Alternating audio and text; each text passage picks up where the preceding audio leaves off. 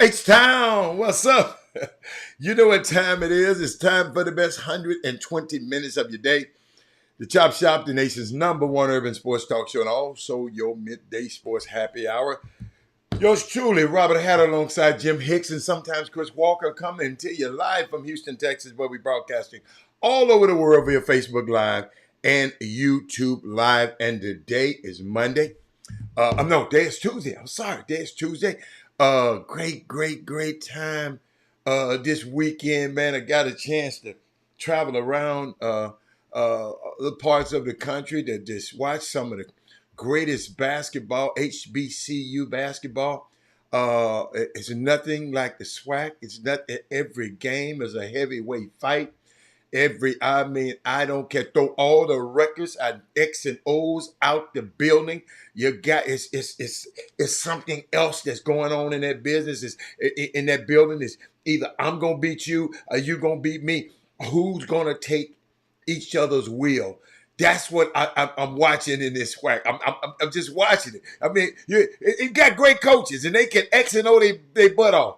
But man, it comes down to not the X and O's, but the Jims and Joes and what those guys got inside of them. And that's what I love about SWAC basketball, man. It's just unbelievable. Man, if you watched the broadcast last night, my partner called me, man, y'all bringing me inside the arena. And sometimes you got to understand, sometimes I'm critical about players. But I'm critiquing them in love. I'm critiquing, because just little things. Me. I'm a stickler. If I'm playing basketball, the most important real estate in basketball is the paint. Where that SWAC sign at? They got a little SWAC emblem right there. I'm trying to get that ball in there. Because if I get that ball in there, if you ain't getting the ball in there, you're going to have a problem with me. So it was just stuff last night, man. I would shout out to Eric Boone, Damon Haskett, who else was there? Trey Phillips. I mean, some of y'all might have been on there, but those guys that texted me and said they was watching the show and watching, not the show, they're watching the broadcast with Chatterbox and myself. The girls' game was exciting. The men's game was exciting. It was just, let me tell you something. Hold on, let me take you through it. It was just and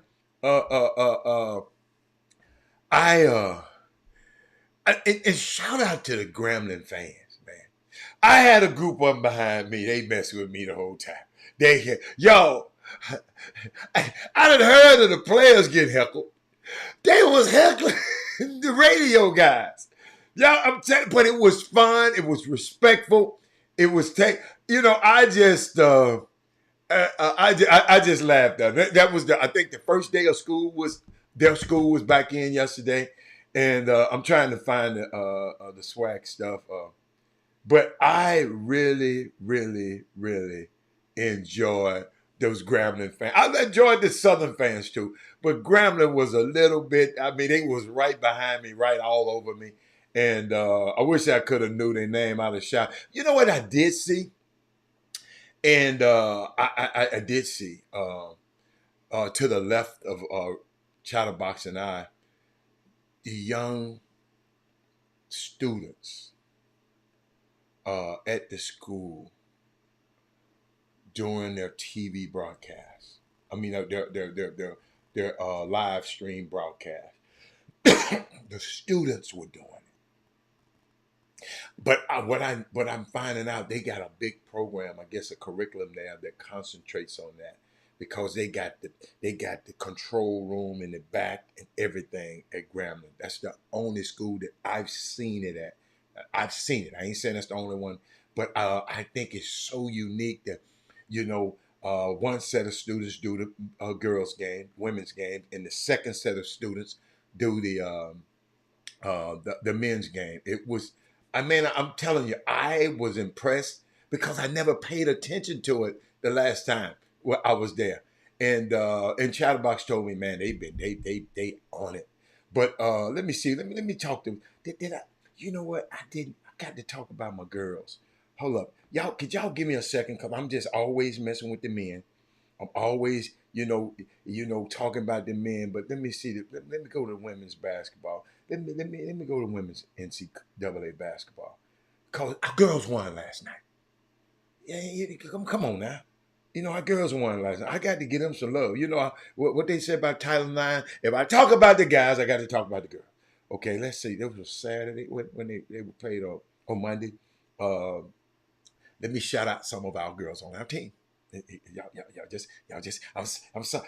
Hold on. Let me shout out to, first of all, let me shout out to my starting five. Let me see who was there first. On YouTube, we got D. Holcomb.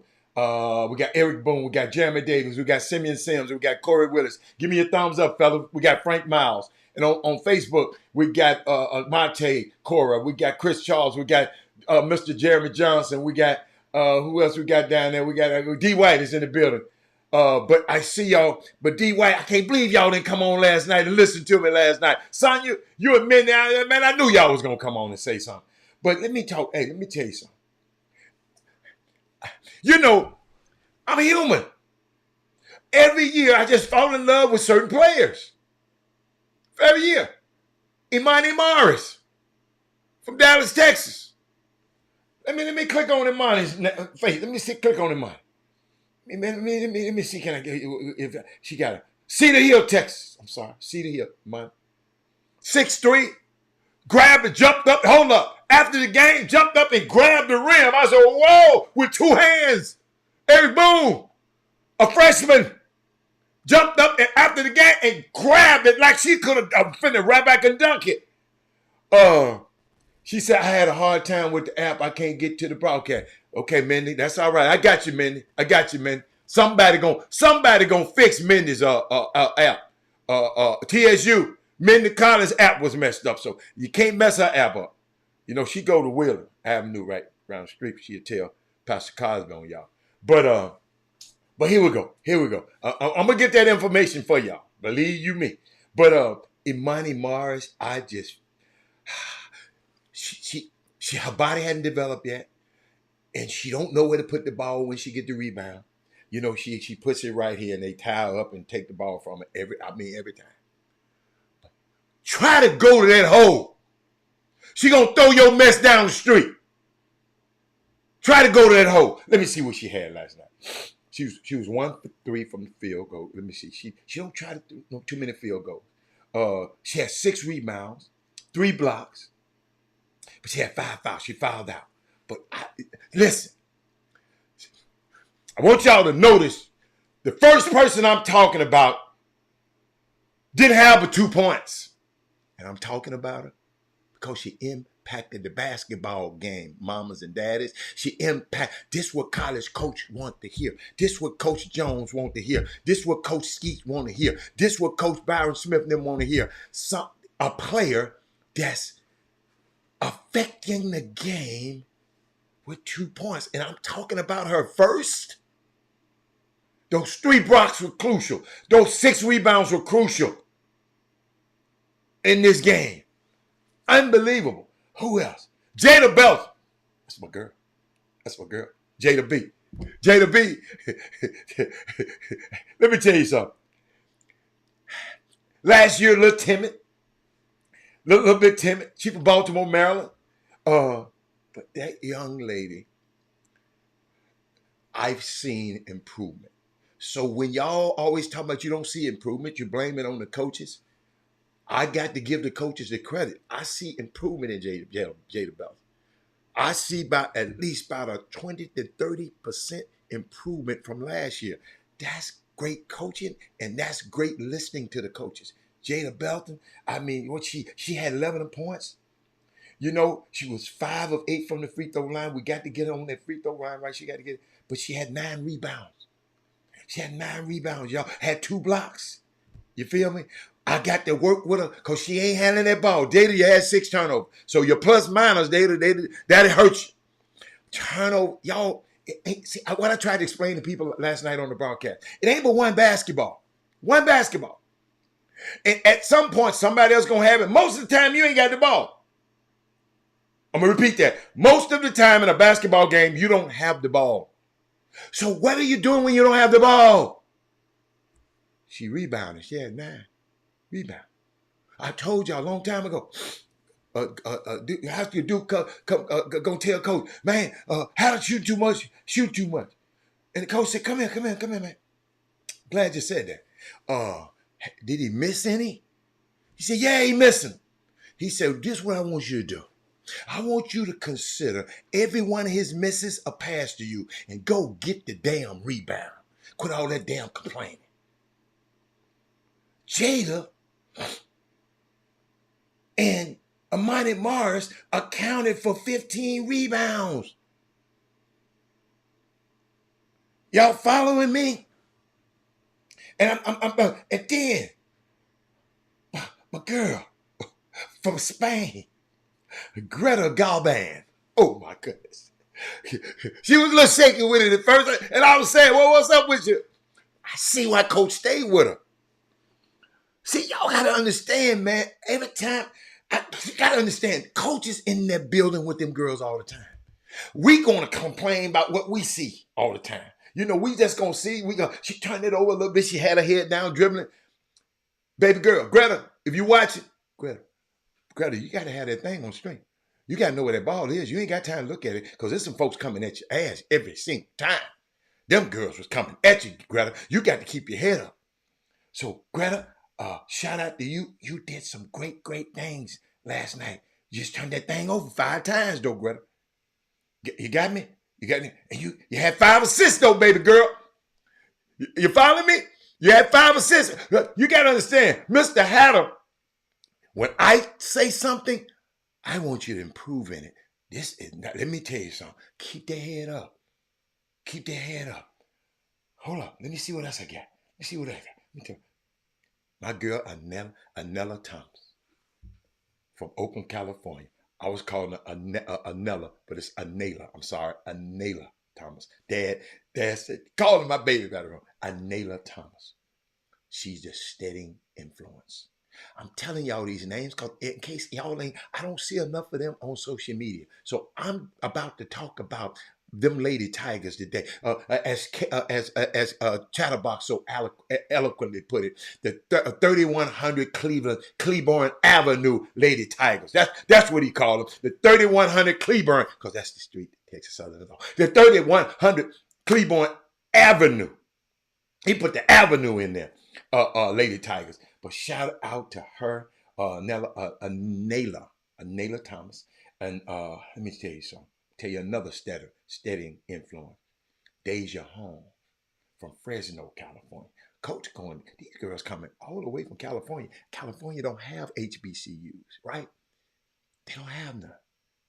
They have, I think they might have, only thing they got is a medical school. I think the Charles Drew Medical School, which is a predominant, I guess, a HBCU. But that's the only thing they got out there. So these young ladies, Deja was steady. I mean, Deja was coming in there, spinning on him. And y'all got to understand. But hold up. My girl's off the bench. Oh, my girl's off the bench. Let me tell you something. Nia Harmon, that's my girl. Nia Harmon, let me tell you where she's from. Let me click on her button. Nia is from Dallas. Nia, I hope you're watching this show today. Girl, I love when they call your number. She number 4. When they call her number, y'all, I'm just telling you, I'm talking about my girl. I don't want to hear what y'all got to say. Let me see who else. It's somebody else. Shamari Phillips.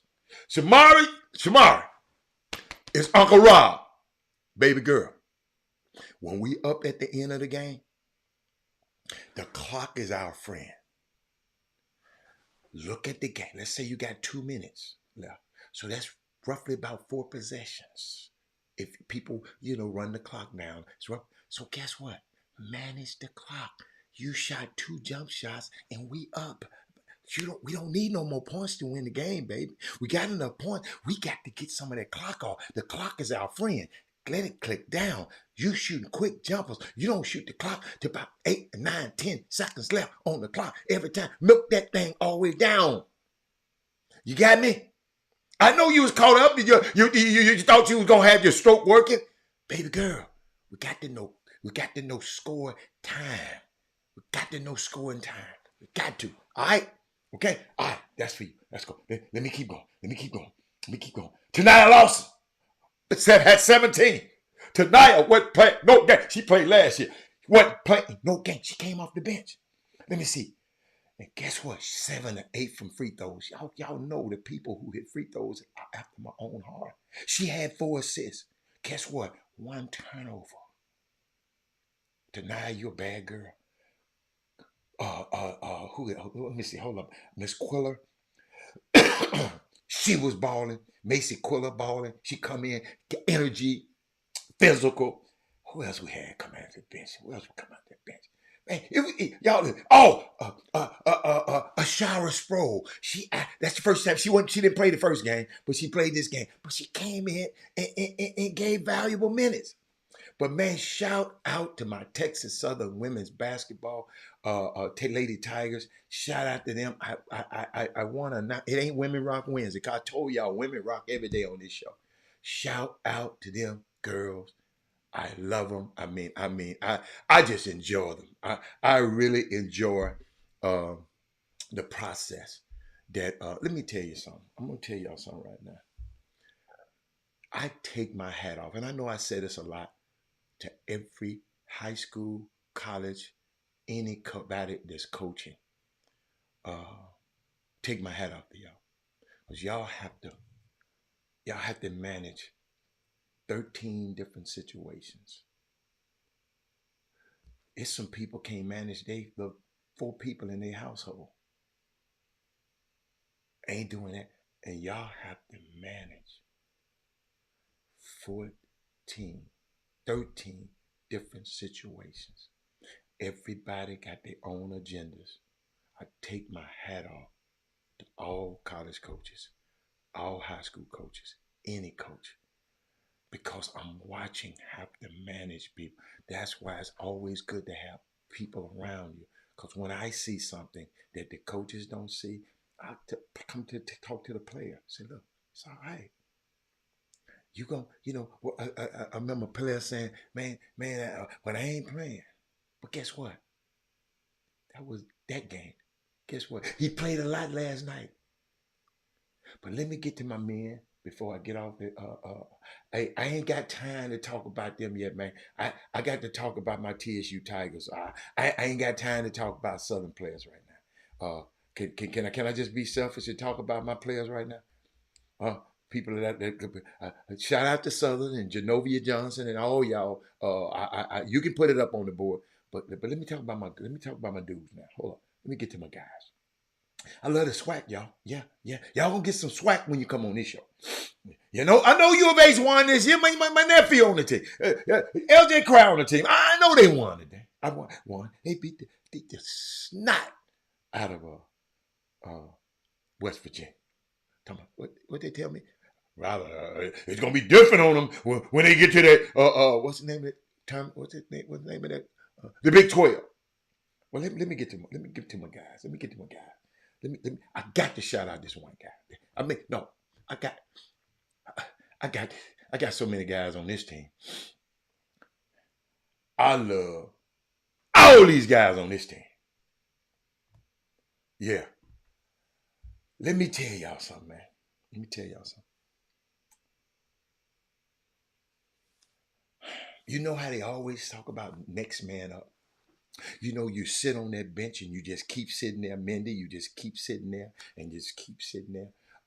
And you don't know when you're going to play. You don't know when your number going to be called. In college basketball, players, it ain't 5 people that can start. I'm finna give you math because basketball players just don't understand math. You got 13 players on the team. 5 of them start, right? 3 of them might come off the bench. You better be in that top 8. If your ass ain't in that top 8, then that's on you. Because coach giving every one of y'all a chance. You got to be. Chris Walker, I never forget, he said in his office, right behind him on his board, he's got a big number 8 on it. He said when the players come in there, they get to ask him, what's the 8, coach? He said, hey, but 8 of y'all gonna play a whole lot. You better make sure you one of them 8. So from the 9 through 13 player, you better be the greatest practice players to get them guys ready. Because I watch y'all the scout team. Do y'all know how important the scout team is? The scout team, that means you getting your players, your team. Yo, Coach Jones said something. Let me tell you something. I love that Coach Jones.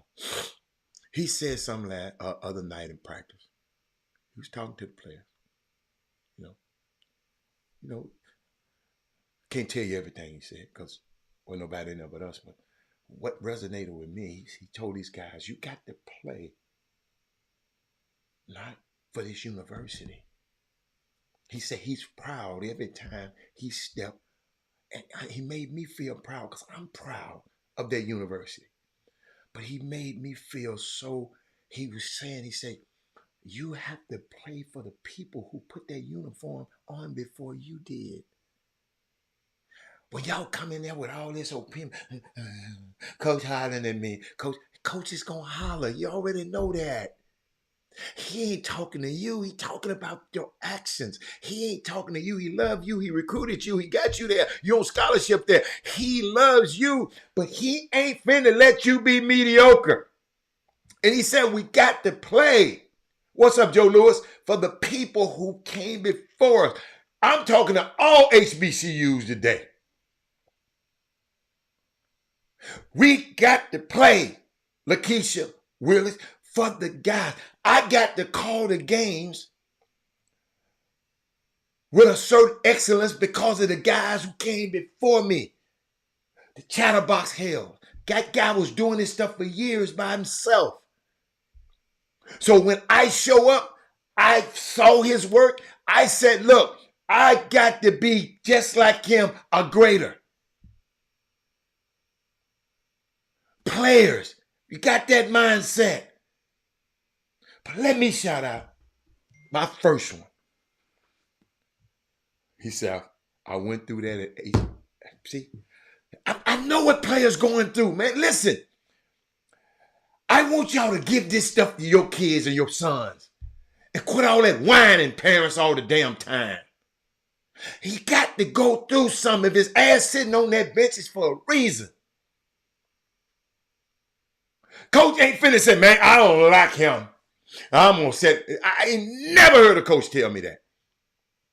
If that coach you can help that coach play, your ass in the game, player. I saw this with my own 2 eyes this weekend. That's why I'm talking about Coach Jones is a man. All y'all coaches, y'all got to be great. Y'all got to be great at psychology, man. All y'all got to be psychology geniuses. The way you can correct the kid and then put him back in the next moment and that kid make a play for you. Y'all, college coach, I'm telling you, I take my hat off to y'all. Y'all way better than me. Y'all way better than me, Doc. I take my hat off to y'all. High school coaches, I take my hat off to y'all. That's why I don't let nobody mess with y'all. That's why I protect y'all on this show. You ain't coming over here tearing up no HBCU coach, no black coach at all on this show. But I'm thinking about it, man. I'm watching. Young cat from this city. After the game, guess what first thing he said? Mr. Hatter, come here. You make sure you call Jim Hicks and Doug Jones and let them know what tell them to go look at the damn box score. As soon as I got on the bus, I text Jimmy. I text Joe. The young man I'm talking about is Zaire Hayes from this area. Young fella last night. Ain't been playing that much. PJ Henry got hurt. Jamar Young got hurt. Our big guy, our point guard, our big man got hurt. Then Kobe Granger is kind of dinged up. And then another one of the players, everybody dinged up. So Zaire Hayes, hold up. PJ Henry, he after the game, he said, how do you call it? Because all I said was,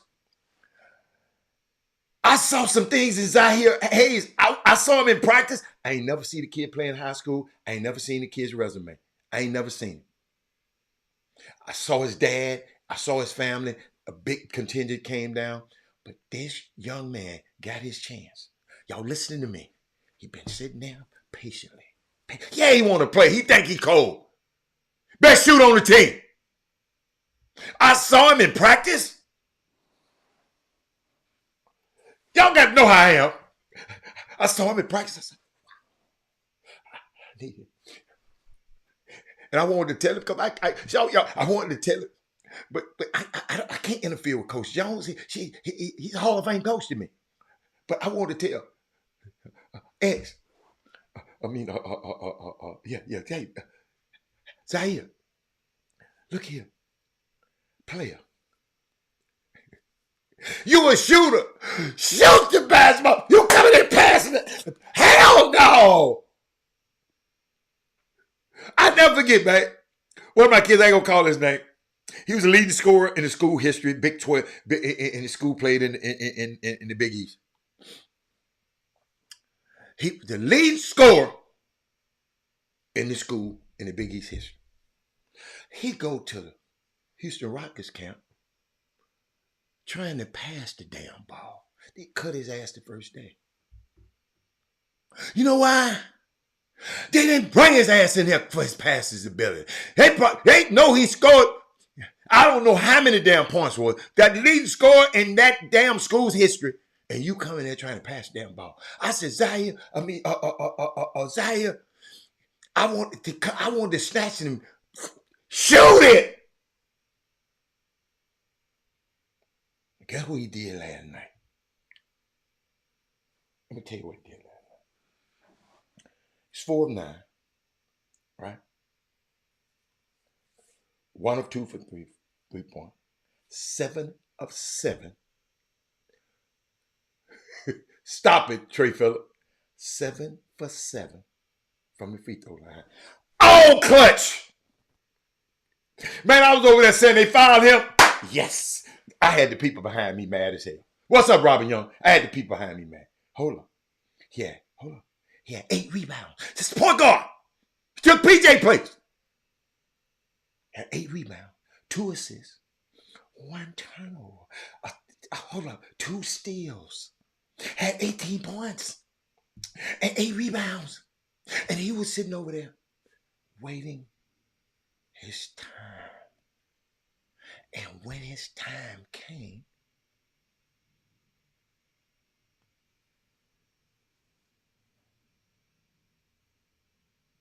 unbelievable. What was he ranked? Somebody go back. Hold on. Let me go. Let me go look at RCS Sports. Hold on.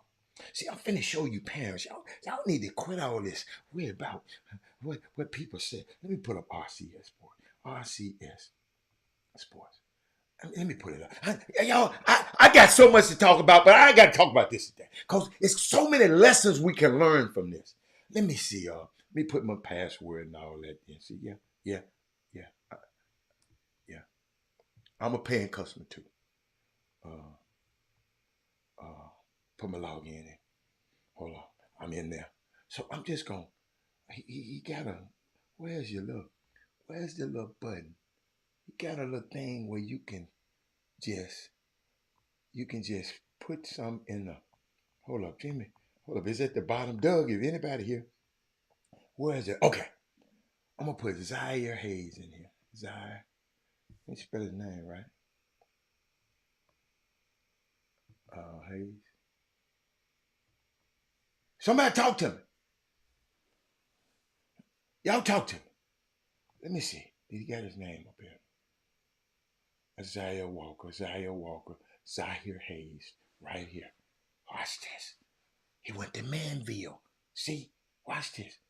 Jimmy wrote high school basketball. Chip doubleheader. Zaire Hayes, Manville, scored 10 points in a win over LaPorte. Zaire Hayes, 6'7", Manville had to run the point. Talking about him. This when he was in school. See, he fresh out of school in 2021. Hold up. Zaire Hayes. Zaire! They talking about you on Jimmy's website. Zaire Hayes again.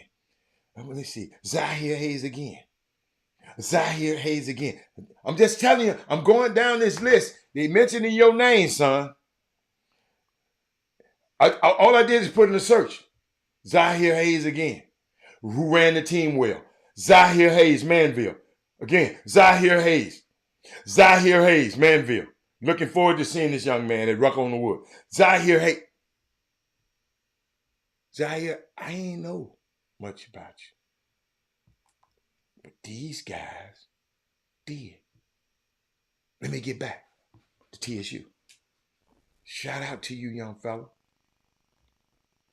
Young Royal, Young King. Shout out to all of y'all. Let me see. Kenny Hunter. Big Game Hunter.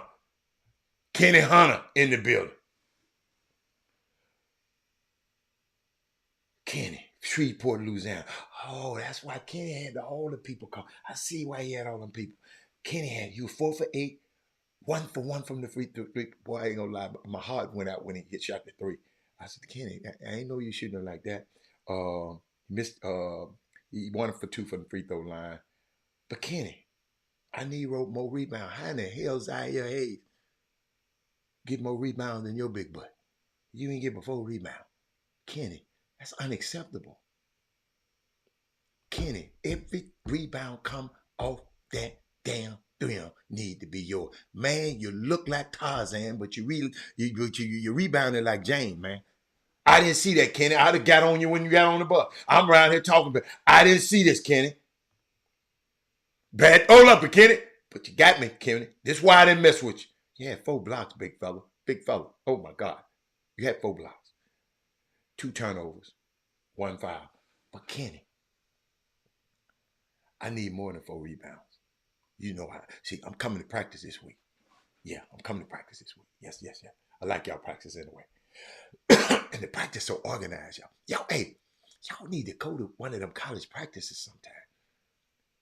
I can imagine what Byron Smith doing up there and up there at Prairie View. Man, y'all better start coming to these people practice. But let me keep going. Let me keep. Grayson Carter. Big Grayson. I ain't gonna lie, Big Grayson. People call him Big Grayson soft and stuff. Big Grayson played smart though. Big Grayson, he had 2 for 4, 1 for 2, 3-point land. He had 5 rebounds. I need him and Kenny. They this big. He had 2 turnovers. He had no blocks. But he made valuable contributions. Let me keep going. This kid, Zyterius Mortal. He's one of the most physically gifted players in the SWAC, and I might put him up there with the guys in the whole country.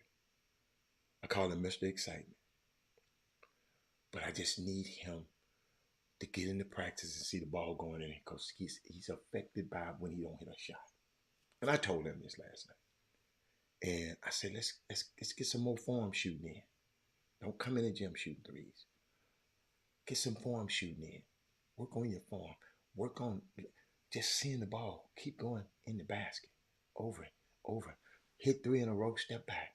Hit 3 in a row, step back. You miss one, bring your ass back forward. Hit 3 in a row, keep going back. You got to get used to the ball going in a hole, because you're so talented. You're super. That's why coach trusts you. But you looking over there, the coach putting you in the game, he don't care. He know you're going to make mistakes.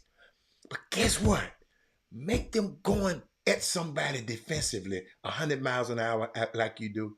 And whenever you learn how to put the brakes on as fast as you are, put the brakes on and then continue again, you're going to be unstoppable. Deion Stroud, another from Fresno, California. He is one of the most athletic players in the conference. Just got to, see, like I keep telling people, man, I gave an analogy the other day, and I'm going to give it to y'all. I was talking about SWAC play, just me watching it over the years. And when you come to SWAC, and a lot of people, that's their first games in the SWAC. The SWAC is not a dog park.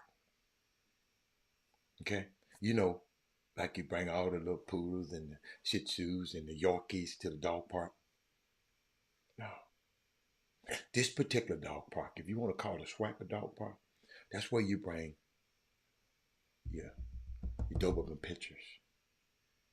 You bring your bulldogs. You bring them. What's that dog overseas that kill? That's SWAC. You ain't coming in. You ain't coming in that soft.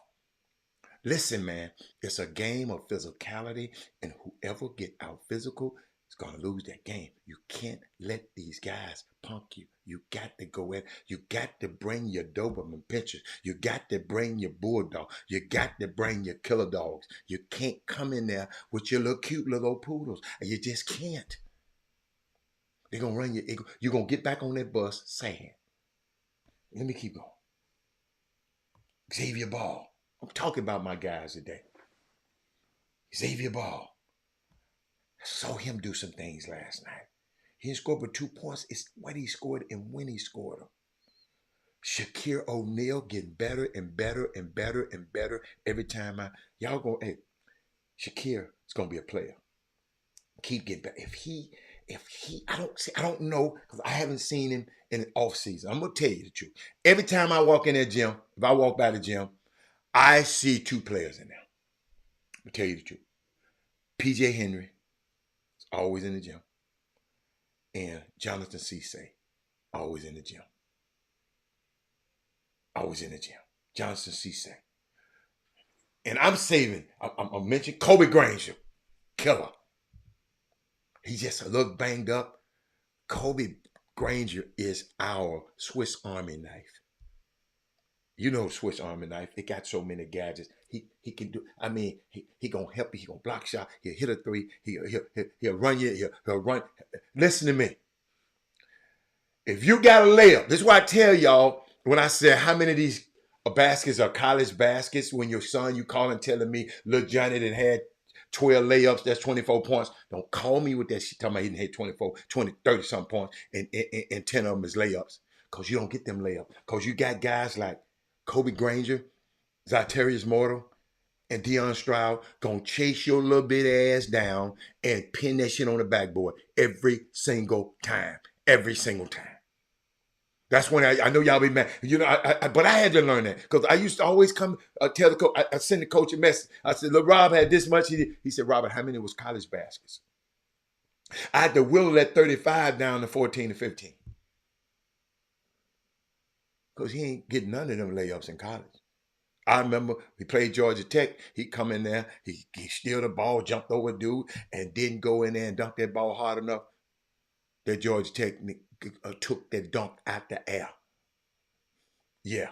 One of the first plays. If he make that dunk, man, it might have changed his life. Georgia Tech dude went got it. That 6'6" dude. I forgot his name. Went got it. It's probably on video somewhere. But I'm keep going. Because I'm gonna say the best. Chris Craig. I call him the junkyard dog. But let me tell you something. Say the best for last. This little young fella named Jalen Weisinger saved that game. Zaire put us in a position, but Jalen Weisinger took the head off the snake of the other team. He guarded the point guard, and the point guard can get nothing done. He caused several 30-second clocks of violations. Jalen Weisinger, Houston, Texas, 6'1" guard, gave his little body. Man, they knocked him into the stanchion one time. I just said, man, please get up, Jalen. He give up his body for that team. And I had to talk about him. Let me see what he had. Numbers weren't crazy. 3 for 8, 1 for 2 for 3-point, 1 for 2 from the free throw line. He had 4 rebounds, 1 turnover, 1 assist, and 1 steal. He impacted winning. Zaire Hayes, yes, he served us up. But this dude here made the close. I made the analogy on the show last night, on broadcast last night. I said we need a closer. You know that show, that sitcom, not sitcom, that series came on, but the closer. Zaire Hayes and Jalen Weiser, they closed that game last night for us, man. And I am so proud of them. And I know people, a lot of people are not going to talk about them. So guess what? I'm talking about, but I forgot to tell you how much we won by. Oh, I got that right here. I got that right here somewhere. Oh, it's up on my thing. Hold on.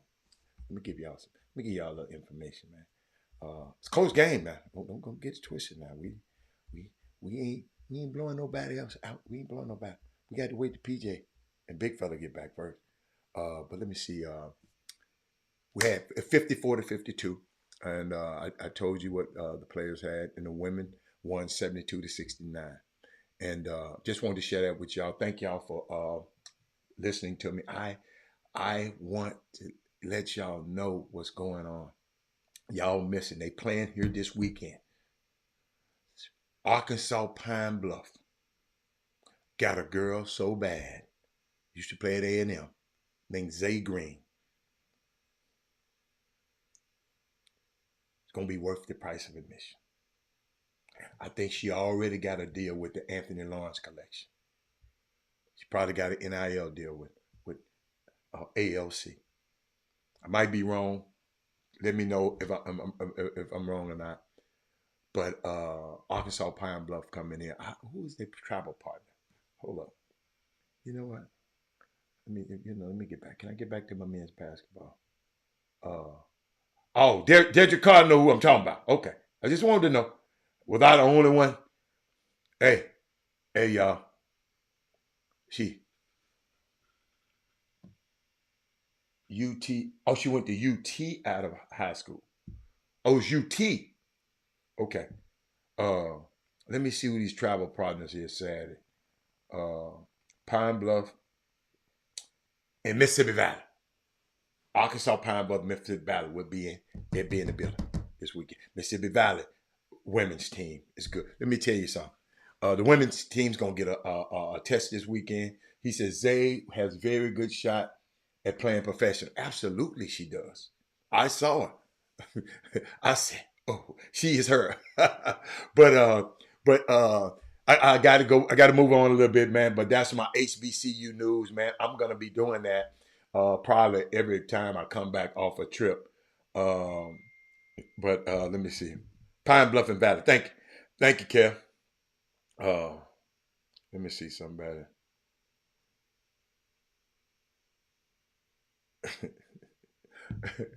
Hey, somebody just sent me something, man.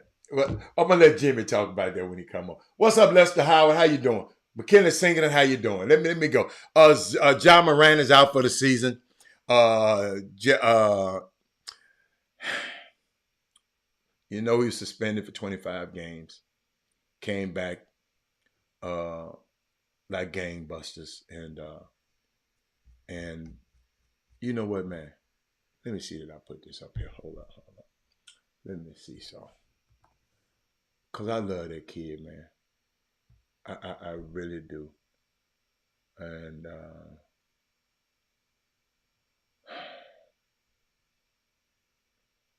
oh, I didn't put it on there. I'm gonna find it.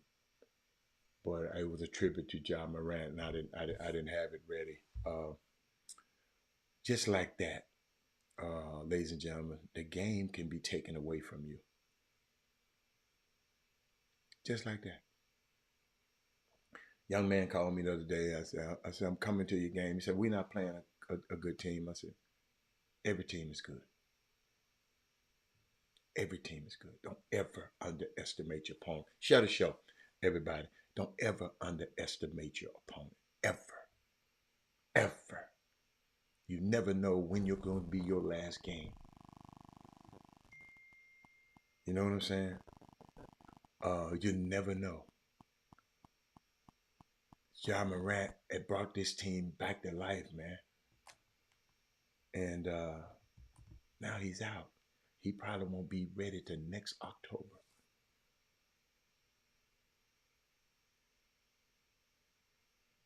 No Olympics.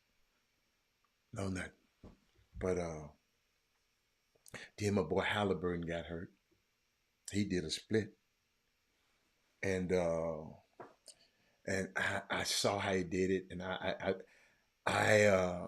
I'm not a shoe designer, but on the side of some of these shoes, they got that strip on the side. It's plastic or whatever it is. If you don't plant that foot directly down and it hits that side a little bit, it'll slide. It happened to my son. Yes, Alea Fontenot from Southern. Yes, she from Ridgepont. Yeah, yeah. It was TSU. I was saluting TSU this time. She went to A&M, not Texas. I thought she went to A&M. Who in the hell is that talking about Texas? Okay, I thought she went to A&M. Come on, y'all. Y'all quit putting that bad dope on the screen. What a game last night. Yeah, I haven't even talked about uh, Michigan beating Washington University last night. The game here in Houston. Everybody was here. All my friends was here. But guess what? I wouldn't have changed nothing in the world. I'd rather be where I was with TSU last night. Uh, Charles Woodson didn't come. Jalen Rose was here. Michael Jordan came to the game, because they were praying Jordan. Um, it was a great night, man. If I'd have been in town, I'd have been right there with y'all. And but I just. But hey, I had duty. Had duty. It's snowing up there in the Windy City. Yeah, it's snowing. I saw where when the Houston Cougars got off the plane, they showed how it's snowing up there at an hour. The weather's terrible all over the country, especially on the East Coast. I hadn't talked to my son. Well, he texted me this morning, but I didn't even ask him about the weather. I was asking him how he was doing. He was a little under the weather, so I had to have a special prayer for him.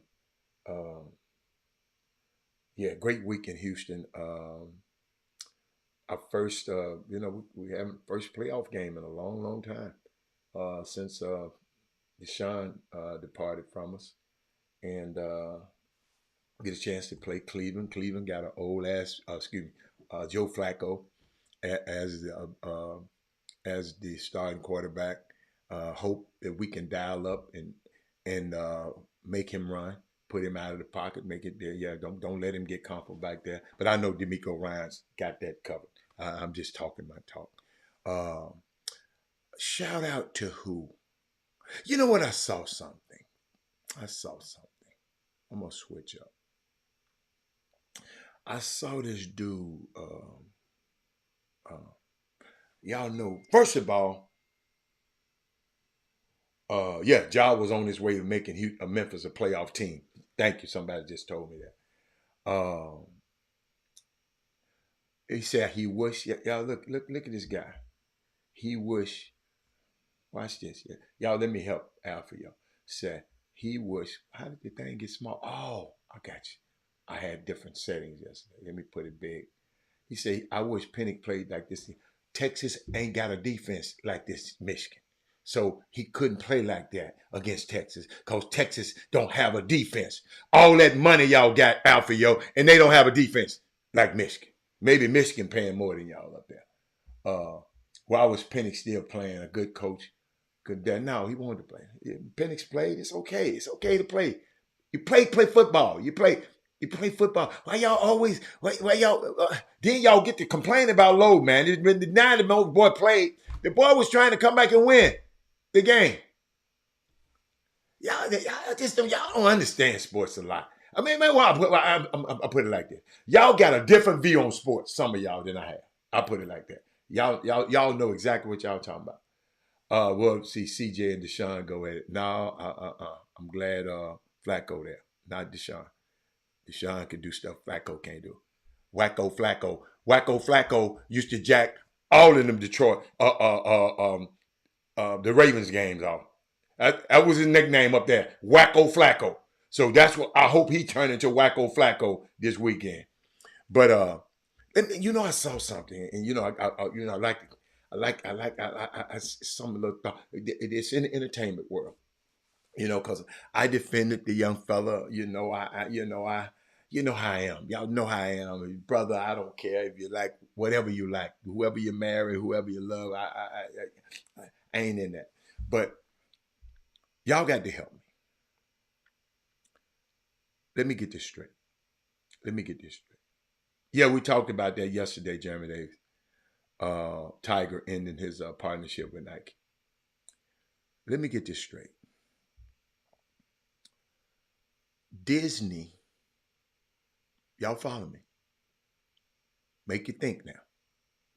Disney owns ABC, Marvel Studios, Disney.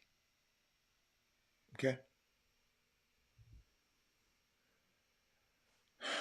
Jonathan Majors, you know the guy who got running from the white girl. And she trying to get him, attack him, and he ran for her, and he still got charged. That Jonathan Majors, the actor, played in several movies, played Kane, one of the, I ain't never seen him. I seen him in some other movies. He was fired. Y'all got to hear me on this one now, because some of y'all do the same stupid ass stuff. Jonathan Major was fired from ABC's Marvel Studios after being wrongfully convicted of 2 misdemeanors against his white girlfriend, Grace Jabari. 2 misdemeanors, not felonies, misdemeanors in Marvel Studios fired him. But however, my brother, he gonna give them the first interview after the conviction. He was on ABC's Good Morning America. Yo, I'm confused. Somebody talk me off the leg. I'm confused.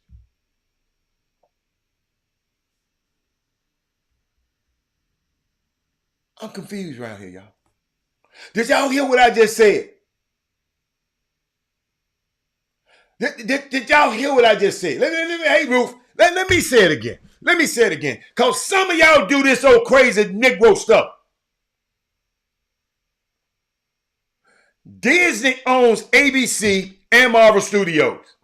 They fired his black ass for a misdemeanor, running from the girl.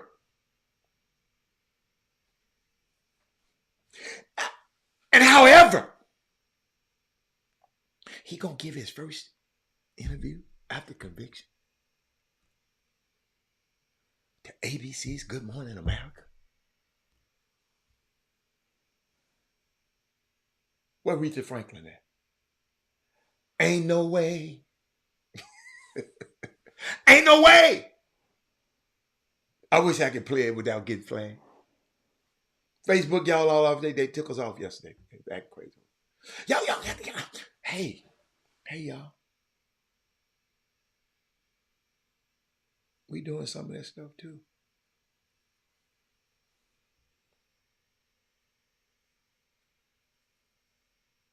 I'm gonna tell you what we're doing. Carry home. That is Moody. Alfio.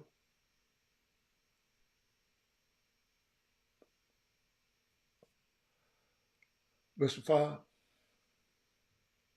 She said, I actually believe him and don't think he could have been charged. But man, black men in America, in that court system, y'all got to realize it was designed to mess with us. I don't know if y'all know.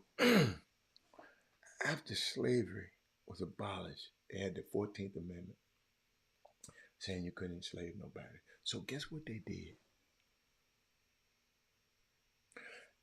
They had the jail system and the prison system and the court system to convict you and send you to prison. And guess what? The black men still worked on the prison system for nothing. So they was still getting slave labor if they lock you up. White folk, y'all bad. I ain't gonna lie, I take my hat off y'all. Y'all bad. Because a lot of people don't even realize it. I told y'all, to be a conscious man, black man in America, you're always gonna be in a conscious rage and a consistent rage because you know. Think about this.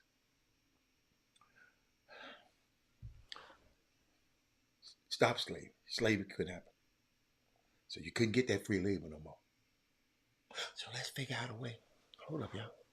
Come on, let's figure out a way. We got to get this free labor back. So get the police, get the court system, get the white judges. Life. That movie Life, that shit real. Y'all was laughing at it. It's real. Life. They was just throwing out sentences when they look like us.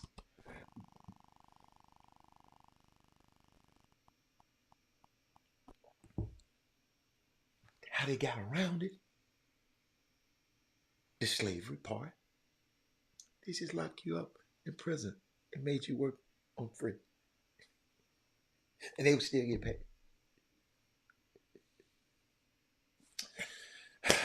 I'm going to leave that. Jonathan Majors. Son, you say you got a black woman with you. What's her name? What's the girl name? Megan Good. Megan Good. Megan Good. See, all I did is just made you think. It's been right there for y'all to see, but y'all just never paid attention to it. And I just put it to you where the ghost can get it. Had while we own the white. I didn't say white women ruining black men. That didn't come out of my mouth. I didn't say that. Jameson, I didn't say that. I did not say while we on the subject. This subject ain't about white women ruining black men. No, sir. Let me tell y'all what I'm. Let me show y'all what I'm. Nothing against you. I guess you. I told y'all. I know y'all ain't listening to me. See, when somebody say something like this, I know you're not listening to me. I never worried about who he was dating. My thing was this same, my thing was, see, and maybe you missed it, Jameson, and I'm going to help you out with it, bro. Hold up, where my comments at? What my, where I want to put down there? Someone want to put down there. I get it. Um, what I what I wanted to make sure. Oh, I know what I wanted. I got it. Hold up, y'all. I got to get my stuff right, man. Oh, I got to get my stuff. Yeah, here it is. Here it is. Let me get my stuff right, man. See, all my settings were changed because I was on my computer and not on my whole system. So, but Jameson, James, that's a good one though, Jameson. I like that one now. But I wanted to just show you wouldn't listen to me. My problem with him was, and I so eloquently put it, but let me go back over it again just in case. I said, so let me get this straight. Disney owns ABC and Marvel Studios. Jonathan Majors was fired from ABC's Marvel Studios after being wrongly convicted of 2 misdemeanor charges against his white girlfriend, Grace Jabari. I wasn't about that. However, I ain't telling you not to have no white girlfriend. But after ABC does you like that, why you go back and give them your first interview on Good Morning America? That's what I'm talking about. If you have a chance, can we talk about Coach Mel Tucker and the lie she told? I have a list of white women that have torn up. That white woman didn't tear Mel Tucker up. I blame Mel Tucker. When we gonna take the responsibility? How am I gonna get mad at this? No, we're not gonna talk about that. We done talked about Mel Tucker. I told Mel Tucker was a sucker. Yes, Mel Tucker. You're married, sir. Lady came on the visit.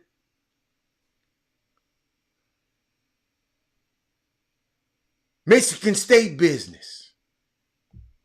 You know her story. And you trying to knock her off? Out of all the damn women in the world. So we go mad at the white girl? No. Mel Tucker, you my dude. Mel Tucker, that was some trick, stupid stuff. Leave. That's what happens to y'all. Y'all can't see a woman. I gotta have her. I gotta have her. I know some guys, y'all. They can't let a woman pass by, but they don't have to say something. Women get tired of y'all ass. Some women say y'all talk them to damn death. Just leave them alone. So you think it was the girl's fault that Mel Tucker messed off his $90 million deal for? No, son. She ain't brought him down. His stupid ass messing with her brought him down. I don't care how much she asked him for. He shouldn't have put himself, when you're in a position of power, you can't put yourself in them positions, Rhonda Baker. She asked him for $2 million. I know how to ask this trick ass for $2 million too if I was her. She thought she knew she had a trick. Dude, all them women out there, you had to mess with this one who came on the campus to talk to your guys about how to treat women.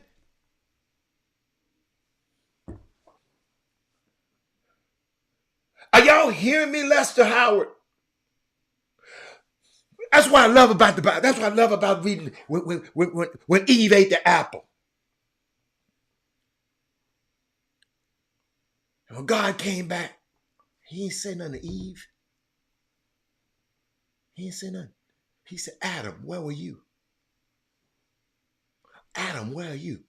When your woman, why you letting this snake talk to your woman? He came to the man. It's our responsibility, y'all. It's just me, this is me thinking Adam, slick ass. He sit there and watched Eve go, I really want to know, but I'm gonna let him. And then he said, when God asked him about, it's that woman you gave me.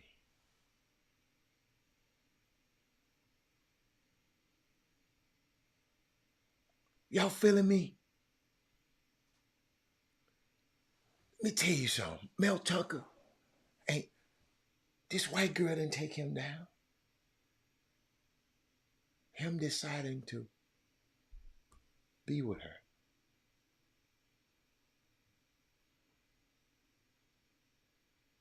She gonna be who she is. She in a white society and she white. White is right.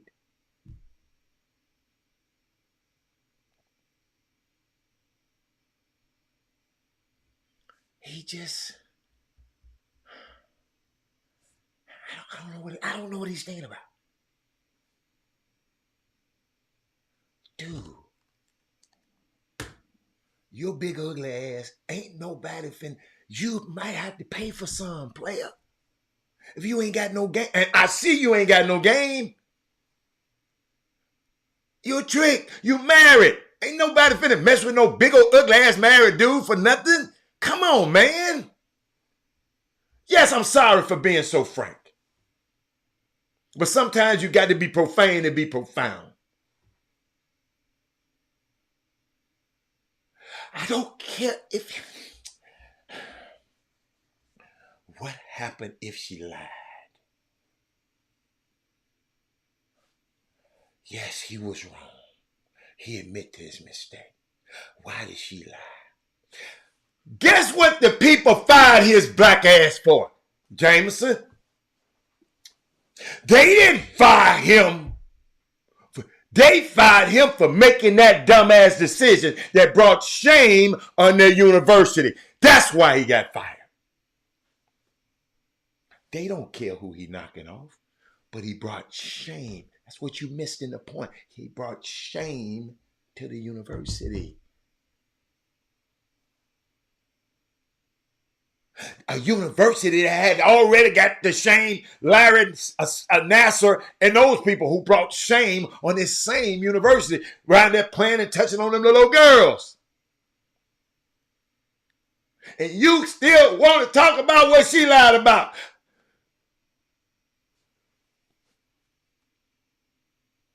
He put her in a position to lie.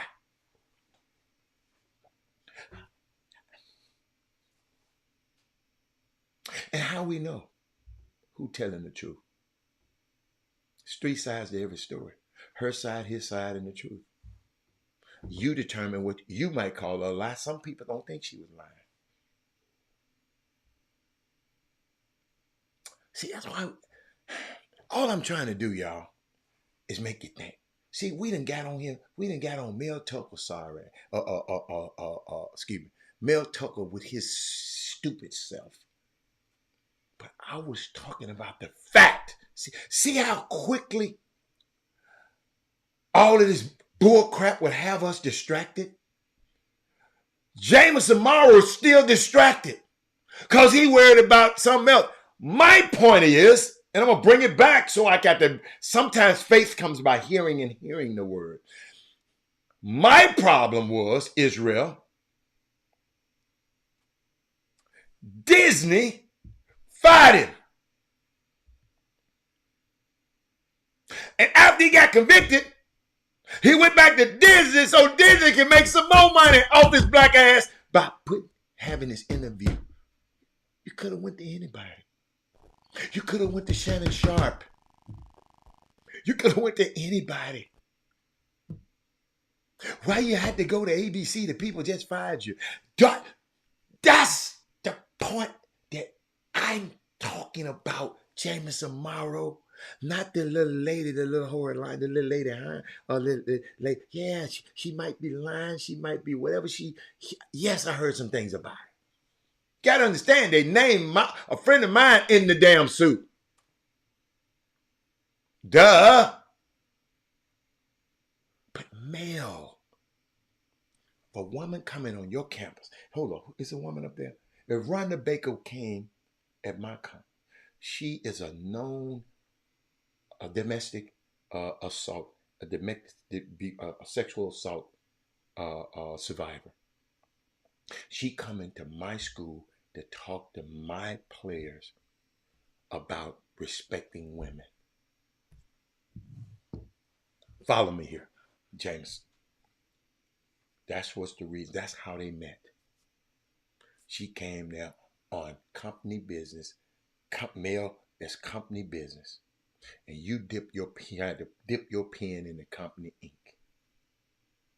The lady came there to talk to your kids, and you trying to knock her off. You couldn't say, "No, I'm a millionaire. I can take a trip and do whatever hell I want to do.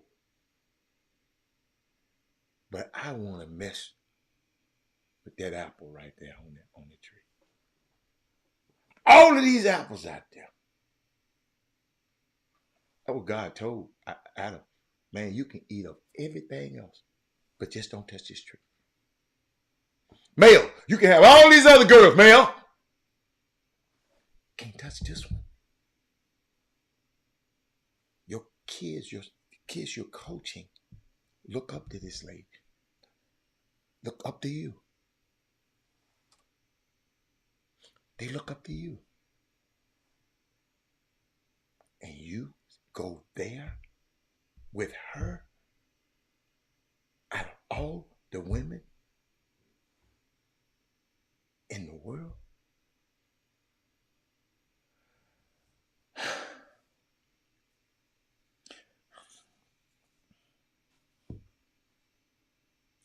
That gets to me, y'all. I'm glad y'all brought it up.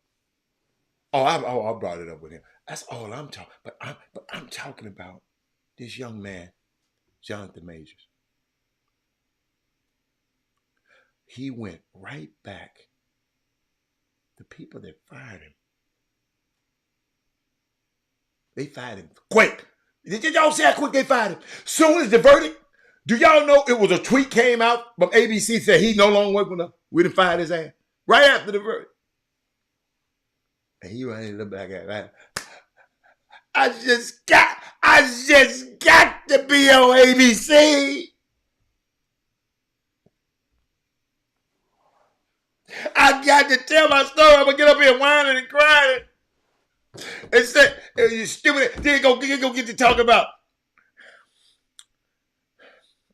I wasn't gonna go here. Making good, help me down like Coretta helped Martin Luther King. Martin Luther King ain't the. Yeah, Martin Luther King was a philanderer now. Yeah, you're right. But why you mention Coretta Scott King?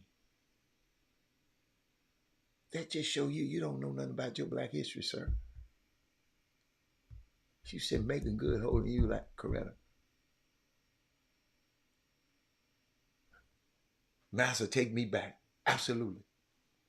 But man, wait a minute. Damn, y'all, an hour to pass by already.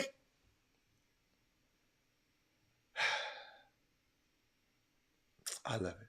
Hey, this weekend, and I missed it because I was gone. Did anybody go to where Shadir was? He was at the Fan Fest.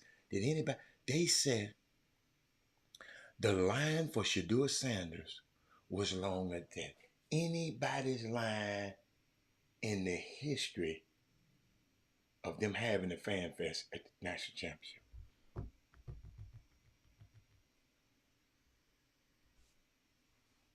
Did y'all hear that? Anybody go? Chuck said, "What's real crazy?" Hold up. Chuck, I love y'all bring this up. What's real crazy is one of Marvel's biggest movie characters, Robert Downey, went to prison and still afforded the opportunity. But he got the complexion for protection, for collection. Chuck.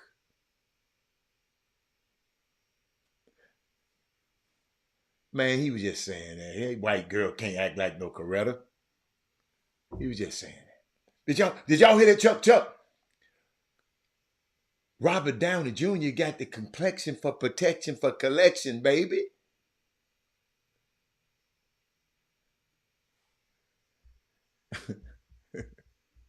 What else I had? I had something else for y'all. I had something else for y'all.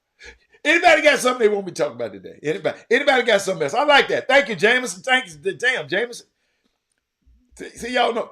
Anybody else got something? Because I'm going down my list to see what I want to talk about. Going down my list. I don't know. Y'all know what? I want to shout out. I want to shout out to my boy, Penny Hardaway, because they won't say it. But I saw something the other night. I wish I can find the picture. Let me see, can I find that picture? Hold on. Let me see, can I find the picture? It was a unique picture. I watched the game, so y'all, I know y'all didn't. If y'all watched the game, y'all saw it. If y'all watched the Memphis game, and somebody tell me this. If y'all don't watch a lot of college basketball, what is his name? Caleb. What's Caleb last name? What's Caleb's last name? Somebody give it to me right quick. Caleb played for Memphis. Caleb played for U of H. Freight. Caleb, I'm sorry, man. I got too many names in my head. I just forgot. Caleb Mills. Thank you, baby. Thank you, Fred. Caleb Mills. He hurt himself the other day. Right? Hurt himself and had a nasty fall. But it was a picture. Here it is. I'm going to put it on the screen. Let me put this picture on the screen. I thought was unique. And I just want to share with y'all. Because I asked a friend of mine, have you seen that before? And he said, no. Hold up. Let me just put it in save to my photos. I thought it was interesting. And I just wanted to share it with y'all, man. Because when we sending our babies off to these schools and around these people, know that you got some people gonna take care of your baby. Hold up, man. Hold on. What the hell are they doing? Oh, there it is. It won't let me bring it up. But I'm trying. I saw it.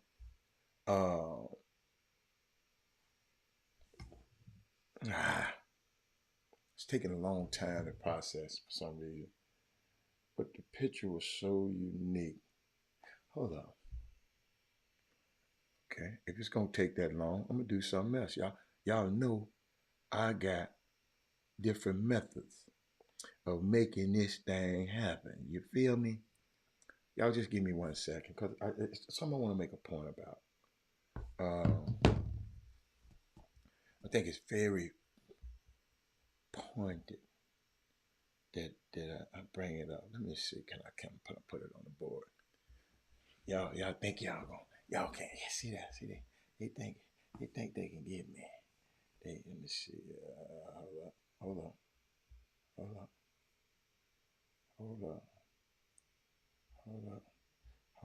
Let me keep going.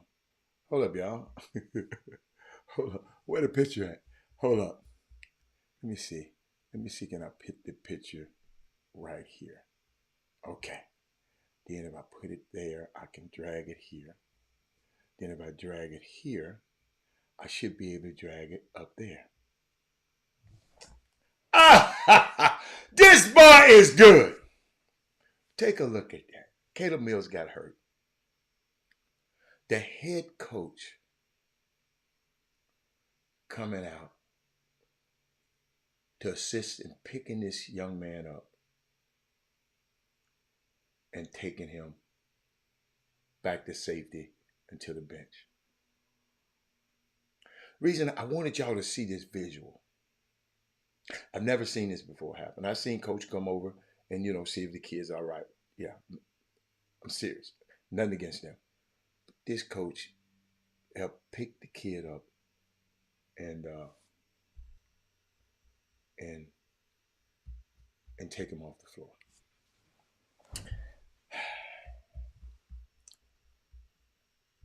You can't fake that. That man knew how hard that boy worked. That young man wanted to pro. That man came to Houston, Memphis, so Penny can teach him how to be a pro. That same young man, Caleb Mills, told his coach, "Look, coach, I think it's better for me to come off the bench, coach.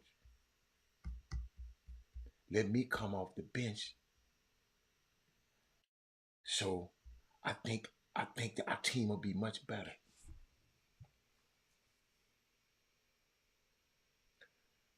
Mamas and daddies, Jared Harris, mama, if you watching, you sent your son to a great place.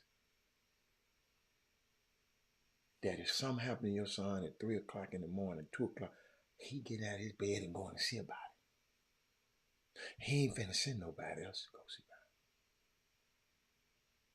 it. So I was thinking about him this weekend and I saw this. They was talking about Penny Hardaway and Jim Harbaugh, the tale of redemption and success in coaching.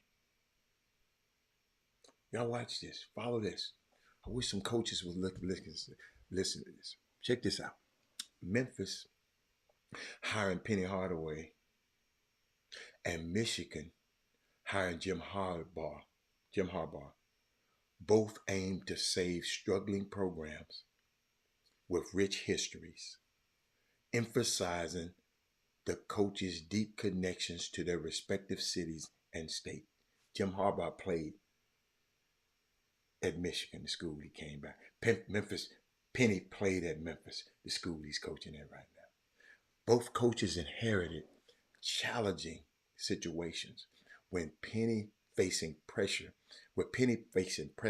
after a lack of success, and Jim Harbaugh struggling under his high expectations. Why it matters, ladies and gentlemen, why it matters. The success of Hardaway and Harbaugh is vital to their teams' trajectories, with Hardaway's recent achievements laying the groundwork for Memphis' best chance at an NCAA championship in over a decade, and Harbaugh turnaround at Michigan paying off after significant wins and potentially the national championship. I talked about this yesterday. We talking about this right now. He's already won the championship. This article was wrote before. But check this out. By the numbers, Jim Harbaugh coached Michigan to 3 straight Big Ten titles and back-to-back and to a national championship game appearance. But now he got the win. Like I said, this article was written last night. Penny led Memphis to his first AAC conference title and back-to-back NCAA tournament appearances. Talking about the parallel. State of play. Hardaway and Harbaugh are facing public perception challenges due to the NCAA violation, but their accomplishments are noteworthy. Both coaches love their alma mater and are linked to potential opportunities in the professional leagues. People would love for Penny to come to the NBA. Let me keep going. The bottom line, the hirings of Penny Hardaway and Jim Harbaugh have proven transformative for their respective program. Their success demonstrates the significance of making strategic coaching decisions tailored to the unique needs of the team and the cities they represent.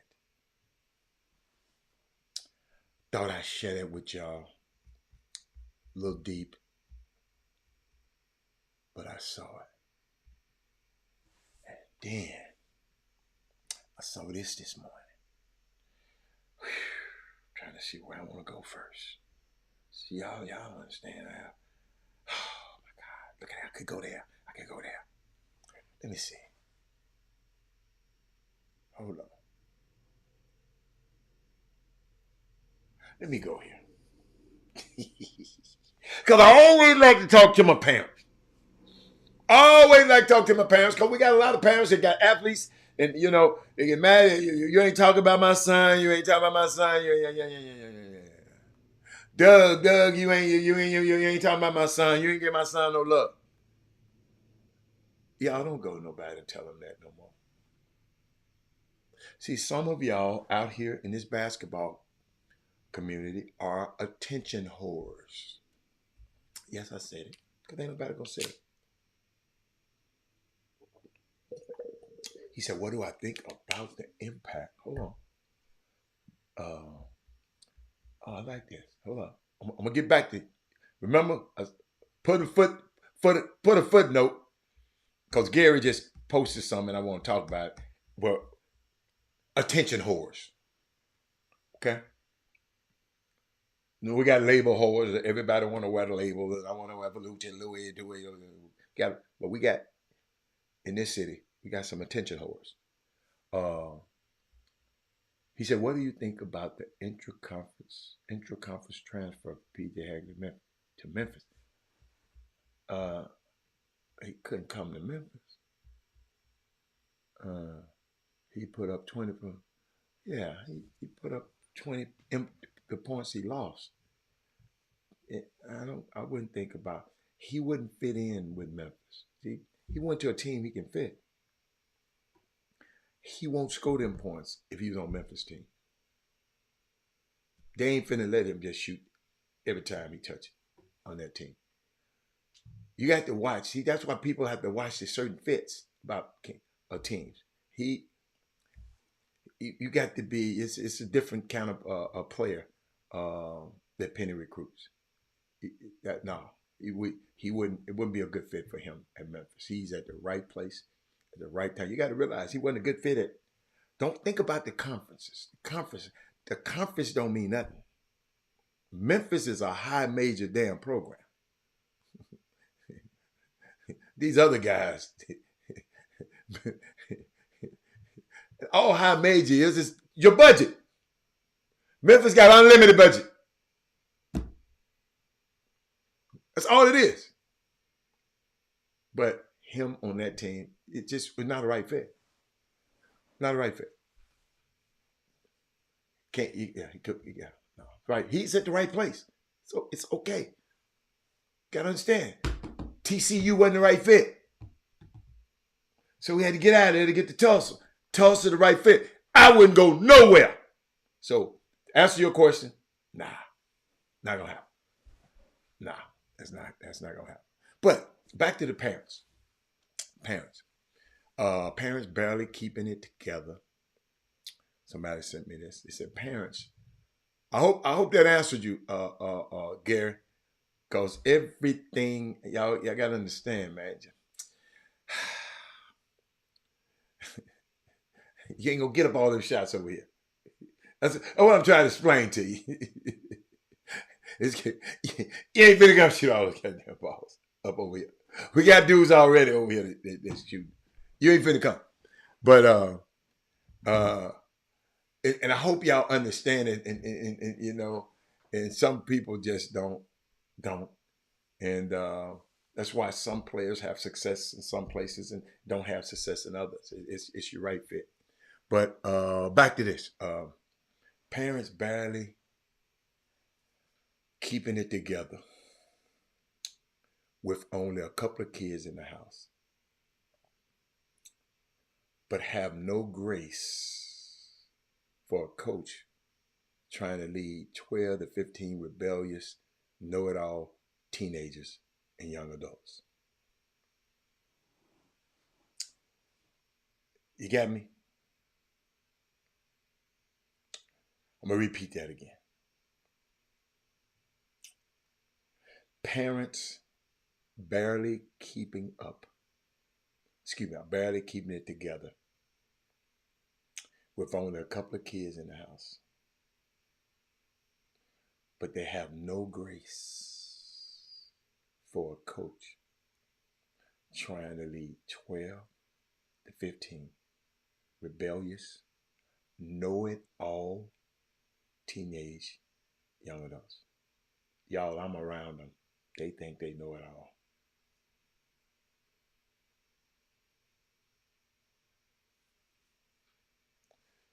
See, people don't understand that we know 50% of the crap our kids did under our roofs, but believe they're angels in college.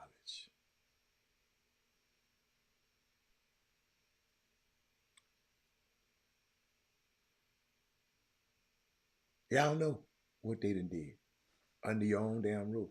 But when they go to college, not my baby. That's what first thing I told the coaches when he went up there.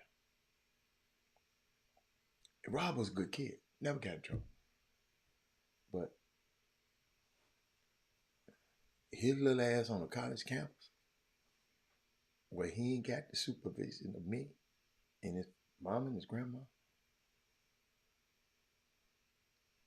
I ain't freaking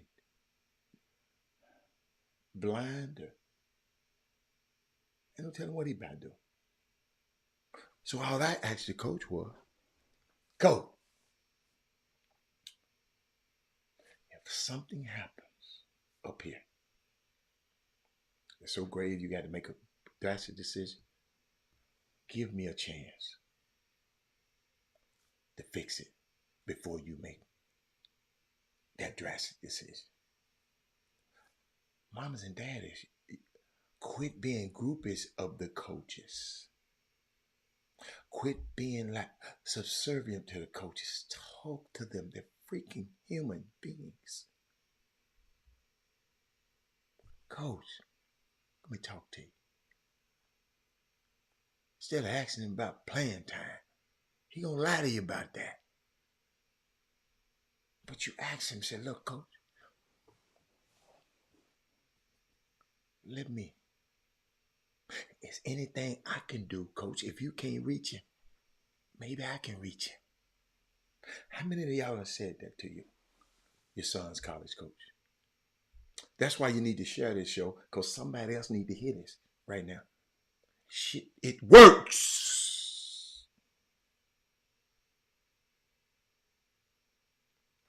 It works.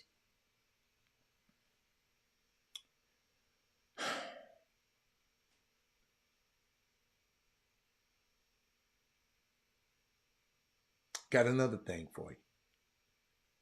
Parents of high school, juniors, and seniors.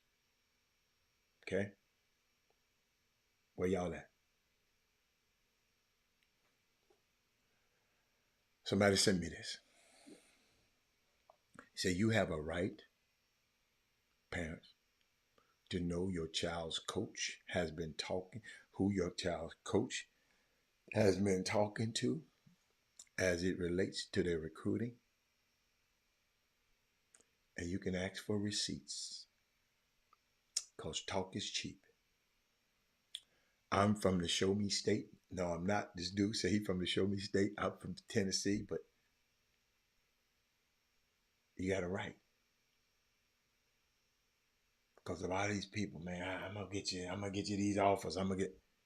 Show me the receipts. Some of these offers are fake. Kid got an offer. And mama told me about it one time. I said, this ain't Jim, I got this for Jim. I ain't gonna lie. I got this for Jim. I never forget he told me coach was calling me, trying to offer my son. He said, this is what you do. Tell him you're gonna commit right now. Tell them you're ready to come in and see how serious the ass is. Tell them you're ready to come on your official visit. You ready to come in? If they get the line, fake offer. This shit just happened a couple of months ago. People had issuing, and then they asked the mom, "Who helps you with your decision? Who helped you?" And the mama asked me, "Why you asked me that?" I said, "Because most mamas don't ask that question. They knew it was somebody who knew how this game worked was behind it. Because most moms ain't gonna ask that question. And I'm giving it to you but some of y'all, y'all don't want to know whether or not the offer is because y'all done already posted it.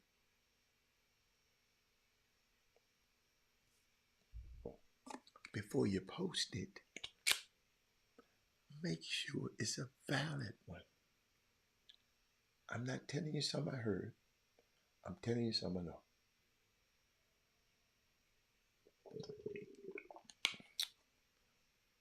People sending me information. Kids, talking about they committing, doing commits to a summer basketball team. Eddies.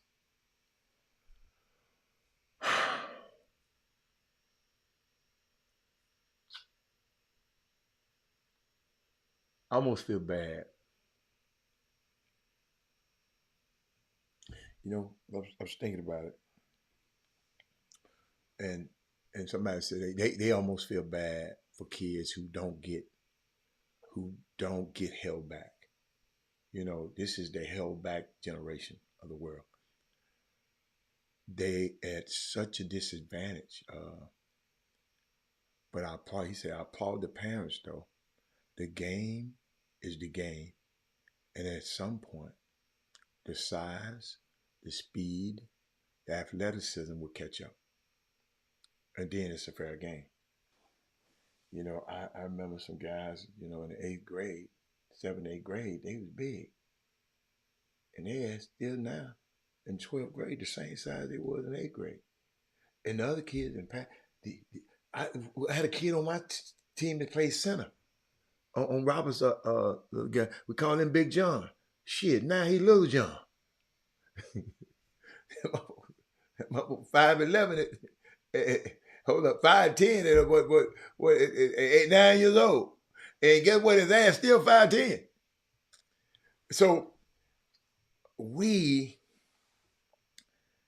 I know this stuff because let me tell you something. Conference play, district play is in full effect. That's why I ask y'all, if y'all got any questions, I got a unique email from a parent yesterday. Wow. I was hoping Jimmy come on. I was going to let him read it. But and he didn't give me permission to Jim, I ain't gonna be on here with you all day. He done popped in now. Hold on. Let me get you in there. Yo. Wait a minute. Let me see. There you go. What's going on? Yo. What we got? Man, I'm done. I just talked. What I miss? No. What I miss? You got to go back. You got to be like them. You got to go back and look at it later. But I was really talking about the swag. I was talking about my trip this weekend. Shout out to the swag and just talking about how What Doug get? Can Doug come to the front? What Doug? Doug Jones. Why you gonna mess with Doug, man? Because Doug wanted to mess with you yesterday, so I got to mess with Doug. Well, he wanted to mess with me about what? He asked you who won the game. Oh yeah, he texted me talking about who won. But what do you mean who won? He didn't know. We don't know who won. Oh, y'all didn't know who won? That's what Doug said. Now who did? In the swag standings, I know you done pulled it up. Jimmy, you ain't finna get me to talk about my HBCU. Jimmy, I got to go to these schools. Your ass ain't got to. I'm not about to talk about no other HBCU. So y'all, ladies and gentlemen, these are not my comments. Well, we talking about the standings. You got to tell us the standings. I'm gonna let you put up standings. I can't see. I ain't got my glasses. They ain't my briefcase. Hey, my glasses in a briefcase, man. Tell me, it's just, what's interesting. You can talk about it. It's okay. It just no. I noticed that I looked at the box score last night after you had texted me. Yeah, I had to text. Young fella told me, "Hey, sitting at the Jim Hicks, sitting at the Jim Hicks, sitting at the what's it called?" I said, "What?" Well, here's the deal. What's the deal? If a young man like him had to go get it out the mud, if your ass would have been wanting to go to TSU in the first place, you probably could have got there in the first place. If you wasn't thinking you were so much better than TSU. Oh, see, I don't know the see. I don't know how I'm thinking. I don't know. I'm gonna, because you play. So slow down, because you didn't average but 4 points a game last year. I went and looked it up. You was a right man. At Boogaloo State. So you really TSU is really rescuing you. So we taking the run though. You did well last night. 16 points career high. I like that. Hey man, I gotta take you off the screen. I can't have you talking about my people, man. You better be nice, man. I'm finna bring you back, but you better be nice now. So they know. And you're a grown man. You're a grown man now. So I mean, he ain't no kid. You're a grown man. Listen. So Jimmy, hold up. Help me. Cause I don't remember him. And I told him I didn't. Exactly. They think, you know, sometimes just because you've been backstage, you want people to think you the talent. Everybody that's backstage ain't the talent. I like that. But Jimmy, you mentioned his name a lot. I brought it up on the show. You mentioned his name a lot on the website, RCS Sport. Okay. Yeah. Yeah. So he was all right. I'm just understand something. You take the win and run with it. Do 2, 3. And this reminded me 1 year ago. This is the second conference game. Mm-hmm. 1 year ago, mm-hmm. That was another player that was entering his first weekend of SWAC basketball. And he was a freshman. And he came out there and he dropped 30. And guess what happened after the end? It seemed like his head got that big. It kept getting bigger and bigger. Next thing you know, a week later, they was talking about maybe he might get in the portal. LSU might want him. You went from TSU, flipped the T upside down, kicked the other half off and turned it into an L just that fast because you're from Louisiana. I'm telling you this true story. And then all of a sudden your head got big. Now, a year later, he started last night, but he didn't start the other night. And I noticed how there was 2 players that was in the starting lineup didn't even touch the court. One of them was your preseason SWAC player. He hurt. Okay, again? Yeah, twisted it in that damn game. Oh, you want see? Hey Jimmy, you gotta stop back watching the broadcast, man. You quit hating on me now. Watch the damn broadcast. Listen to the broadcast because I told you he got hurt in the Southern game. The dude coming and what about Farouk? I mean, Granger. Granger hurt too. Farouk didn't even come on the trip. Why? He hurt. His wrist messed up. And our big 7 foot, our big fella, he got hurt in that game. Jamal Young. Dude, basketball is a game of attrition, man. That's why we need guys like Zahir Hayes came and took care of his business. I don't care what you say about it. He went and took care of his business. Manville, stand up. He's got better. If you leave high school, you better get better after you leave high school. If college basketball is part of your short-term goals, you better get better. And that's what a kid like him did. He got better. Everybody don't get better, Jimmy. I say if college basketball is on part of your short-term goals to succeed at college basketball, you better get better. And that's what so right now. But you take that one game as a long season. Conference season left. Yes, sir. And what happens now, understand something, young man. You were not, I'm willing to bet you were not part of the scout. Now you become part of the scout. And it's a difference in college basketball. When you are a focal point or an objective of the scout. That means a lot. That's a good point now. That's a good point. Take it and run with it. Oh, but Jimmy, he wasn't. No, he wasn't. No, he wasn't. I'm just saying, but take it and don't go and take that and use that as expectations now. Mm-hmm. We expect you and me to beat that now next game. Yeah. So that's what that means. Not no 8 rebounds now. We expect you to me to beat it. You know what? Get rich or die trying. Yeah. We know, we understand you're not going to get, you're not. 8 rebound won his job. I know we understand you're not likely to achieve that, but that don't mean you don't try to get them.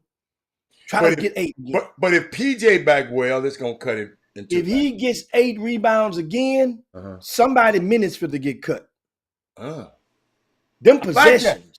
Jimmy, I'm gonna tell you who was balling too now. Who that? Jalen Weisinger. Little fella was disrupting everything that other team point guard was doing. That dude there, if I was that dude, mom and dad, I'd have had him arrested. I had Jalen arrested. He mugged the boy. He's just mugging it. Little old Mo, he put one of them on the bench, and they put another one in there. He just mugged him. I said, I didn't know. Man, I was so proud of them young kids from Houston and came back and playing on a TSU team. But I love what you said, Jimmy. TSU probably wasn't on the horizon for them guys. But they know how hard. Let me tell you something, Jimmy. That SWAC is where it's at. Jimmy, them dudes were battling in there last night. Absolutely. It's going and just and keep and gets now. So who they play this week? Arkansas, Pine Bluff, and Mississippi Valley. That's on the road and on. No, they come home. They're here. Okay. So MLK Day, you mean you guys, MLK weekend, TSU is playing on MLK Day. So now that's Mississippi Valley. That means, is that a day game or a night game? I can pull it up. And I know there are going to be parades that morning, no less than 1, possibly 2. Third Ward is going to be festive on that Monday. This is the perfect opportunity. 7:30 that night. 7:30 at night. That's the men play. So Monday is 7:30 for 5:30. One thing I like about this magazine is, and of course, if you haven't had a copy, RC, it's resourceful. And my bad, Hal, I ain't had to look on that. I ain't had to look on that because on page 96, we got all the schedules of the local teams. Look, the home schedule. So I could have, next thing I know, I ain't got to ask you. Hell, I look right here. The 15th at 7:30. Now, the Arkansas Pine Bluff game is a 5 p.m. game. I would have loved the TSU to make that Monday a 5 p.m. game. That's why I asked. That way it could have rolled right after that parade. And you know what I'm saying? After you go get your snack, and then you could have rolled right into that over into the H&P Arena. Here's the deal why I brought this up. On this page, if you don't have a copy, because it's going to be worth your money. I'm just going to hold it to the screen. If you're going to screenshot the screen, there's a cell phone number of one of the coaches right there at TSU. It's a cell phone number. He approved his cell phone number to be in the magazine. For what purpose? Because there's an article that is a part of, and the article says, here's how to get comp tickets to a college game. And it tells you in detail how you can get comp tickets. Now, this is geared toward high school prospects, high school student athletes, high school basketball players. That's the 10th grade or higher. If you know one, boy or girl, call that number, go to the website. You can get an online copy of the magazine. We have it set on rcsports.com. You can get an online copy now. You ain't about to get the hard copy mailed to you. You can get copy and flip it online. But it's important because you can call them today. And he will tell you how to give you the steps to take in order to get 1 ticket for the player plus 3 tickets for his accomplishments. No cost. So now I love that because that eliminates the excuse for people that's if you thought, well, man, I gotta pay all that, man. But it's tight. I'm still paying off my credit cards from Christmas holiday or whatever. Guess what? You got somebody in your family that's a prospect, 10th grade or higher. You get them by the hand. They need to go see an HBCU basketball game. Need to go see it. That way you can measure and understand just how good you got to be. And you just to come off the bench, just how you have to be capable of producing 16 points, 8 rebounds just to be a bench rider. Boy, you hitting it, ball. At a school like TSU. And you guys don't have no idea. You have to average 30 points a game in high school. Be a finalist for the Guy V. Lewis Award just to come off the bench at Prairie View as a freshman. That's how good you have to be if you're Orlando Harden Jr. That's what he does. Mm-hmm. You have to be that good. And you guys are missing it because you can't, it's not, some people making you guys believe that if you come off the bench, time you touch the college campus, that you haven't been prepared for that. It's like it's a failure. And many kids may feel like they failed somebody. No, that is part of the becoming Karate Kid. That's the wax on, wax off of this thing. Your ass go to college, you are likely. See, football players been going through that. They're decades ahead. Most freshmen that go to play football, they ass don't play as freshmen. Most. No. Basketball had been far behind that bell curve and is just now pushing the needle in that direction where it's becoming commonplace. Think about it. Think about this.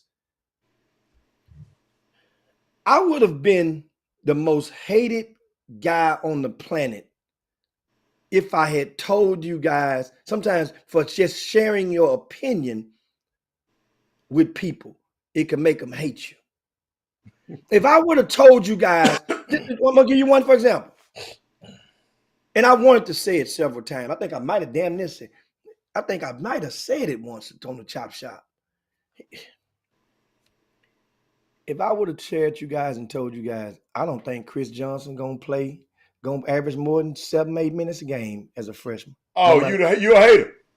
I'd have been the most hated mofo on the planet. Right? We did tell, because the reason I say that, because the year before, I'd warned and I did say an opinion, share my opinion that I said on the Chop Shop. I hoped, but I did not think that PJ Haggerty would be able to play a lot of minutes at TCU. I became the hater. I became the hated. That intel was an opinion, was packaged as an opinion to you guys, but I had talked with the coaching staff. I couldn't roll their ass out in the middle of the street and say, well, the coaching staff told me that he wasn't going to play him. No, you had 2 guys that was NBA candidates on that court before him. And they were going to do everything they could to get them guys the minutes to boost their stock. Absolutely. And win games. And win games. So so now PJ goes to Tulsa and he's dominating in that system against most of the competition at that level. Which, guess what? Does that mean PJ Haggerty should go now and go up? Right now, if PJ Haggerty want to look at the script, he should look at the little kid that in that same conference That was another guard that led his team in scoring, 3-point percentage, 3 points made, led them in a couple other categories.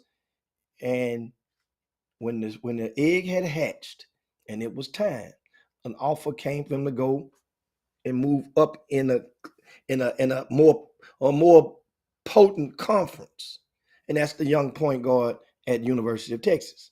He was at Oral Roberts. Ain't that the Yeah, same conference, Adam? yeah, yeah. So look at the Max script. Christmas. Yeah. He dominated, and you basically tested out of that. It was nothing else he could do at Oral Roberts. PJ Haggerty, keep winning. That's the thing. You got to win. Remember, Oral Roberts' ass went to the Sweet 16. Didn't y'all forget that? Mm-hmm. Get your team in that territory. You got a pretty good team too. Get your team in that territory. They took Memphis to the wire. Then Javon hit a 3-pointer. SMU took Memphis to the wire. But Javon hit back-to-back 3-point game winners. Yeah. Javon Quinterly at Memphis, back-to-back. Yeah. You know what I'm saying? But back to this thing, this is what it takes. You can't get this stuff out of the microwave. You got to some dishes got to go in the oven. Like it was somebody asked this question here. I'm gonna see how you gonna answer it. I answered it my way, but this what they asked. What do you think about an intra-conference transfer from PJ Henry to Memphis? PJ Haggerty to Memphis. He put up 21 on them last year, and Tulsa almost got the W.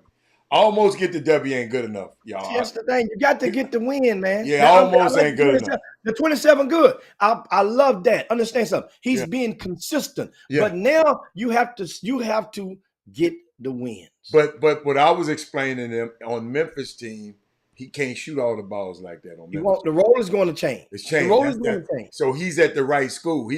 Right now. Just because he hit 24 over there, don't mean it's a difference. It's just different. It's just different. And you know what, Hatter? You got choices and consequences. Mm-hmm. If you want to go, think about this. You've already been to a school. Yeah. You've experienced it. You've been at TCU. So now, PJ, the best thing you do now, create a situation where one day in life, if you decide to go to Tulsa, Oklahoma for vacation or whatever, that you won't have to pay for nothing.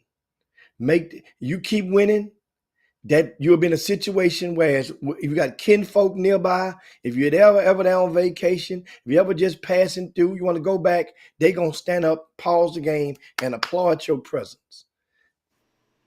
I think, guess what? It's not my life, but I think one more year, at least, at that school, then you go and you consider. I look at it like, guess what? Just now, one lap around the track ain't a mile. Come on through there. Let's do it again and do it again. Then now, I was looking how the other day. But then, come on. Go on. No, but right after that, they came and let East Carolina beat them. Did they lose to East Carolina? Yeah. Tulsa did? Yeah. You got to win, man. What? Enough of that. You got to win. You got to win. What are we talking about now? That's what I'm saying. We got to win. Get paid. Let me tell you what happens. I remember Chris Walker said this a couple of years ago. He say, unless you are like Duke or Kentucky or Blue Blood, he say, if you're a regular college and if a freshman is leading your team in scoring, your chances are your team is going to be in trouble. Absolutely. If a freshman is leading you in scoring. Absolutely. Chris Walker said that. I didn't say this. I'm just paraphrasing. Absolutely. I agree with it. If a freshman is leading your team, here's what's going to eventually possibly happen. Chris broke it down. He said, eventually that means you're not going to be generating much wins unless you have a phenom, a lottery pick. You see what I'm saying? Like, that's the only, unless, Right. You had to be a dude. You're going to have a bunch of, he's going to be smiling after the games and the other team going to be frowning. Other guys going to be seniors are going to be mad. Junior's gonna be mad because now this young buck that came in here and don't understand it. Losses don't feel good for some people that's not used to losing, and so that's the thing on that. Just got to be understand, man. It's just take it and run with it. Speaking of Adam, Doug Jones today, What do you do? often on Tuesdays, he would post the freshman watch list. So we're talking college basketball right now. Ask you guys to share the show. You got to share the show and get some of this. A freshman watch list is basically a lot of the freshmen that are playing Division I basketball around the country, right? And this is how they're faring. And what I do, Adam, we ain't done it in a hot little while. I can pop a willie. Let me see if I can pop a willie. Here we go. There we go. There we go. I think I popped the willie. There you go, Adam. So now on this watch list, right? You guys will see these are in alphabetical order by first name of the freshmen that are playing Division I basketball. And it ain't no way for you to go in there, is it? To make it bigger. No. I need to make it bigger first, you saying? Yeah, you can make it bigger. Okay, that ain't no thing. Let me help. Hold on, guys. We learning about Papa Willie on the Chop Shop. We can pop a Willie. Hold on. Here we come. Here we come. I'm making it. I'm zooming in so you guys. I think I am. Yeah. Did I mess that up? No, you're getting better. A lot better now. Okay. So now what you guys see now, they're in alphabetical order, and what you do is you look at the list and you can see these are players that's from Greater Houston. And so what I did was I bolded the categories. GP is games played. MPG, of course, for your mothers and people out there not keen, minutes per game. That's probably the most important column that's listed there. Points per game, rebounds per game, assists per game, or the three columns on the right. Okay. So now we look at certain players in bold, as Bolden. There's a total of 2, 4, 6, 8, 10, 12, 14, 16, 18, 20, 22, 24. That's 27 players. Last year was about 35 or so that were freshmen that were playing Division I from this area. Now it's 27.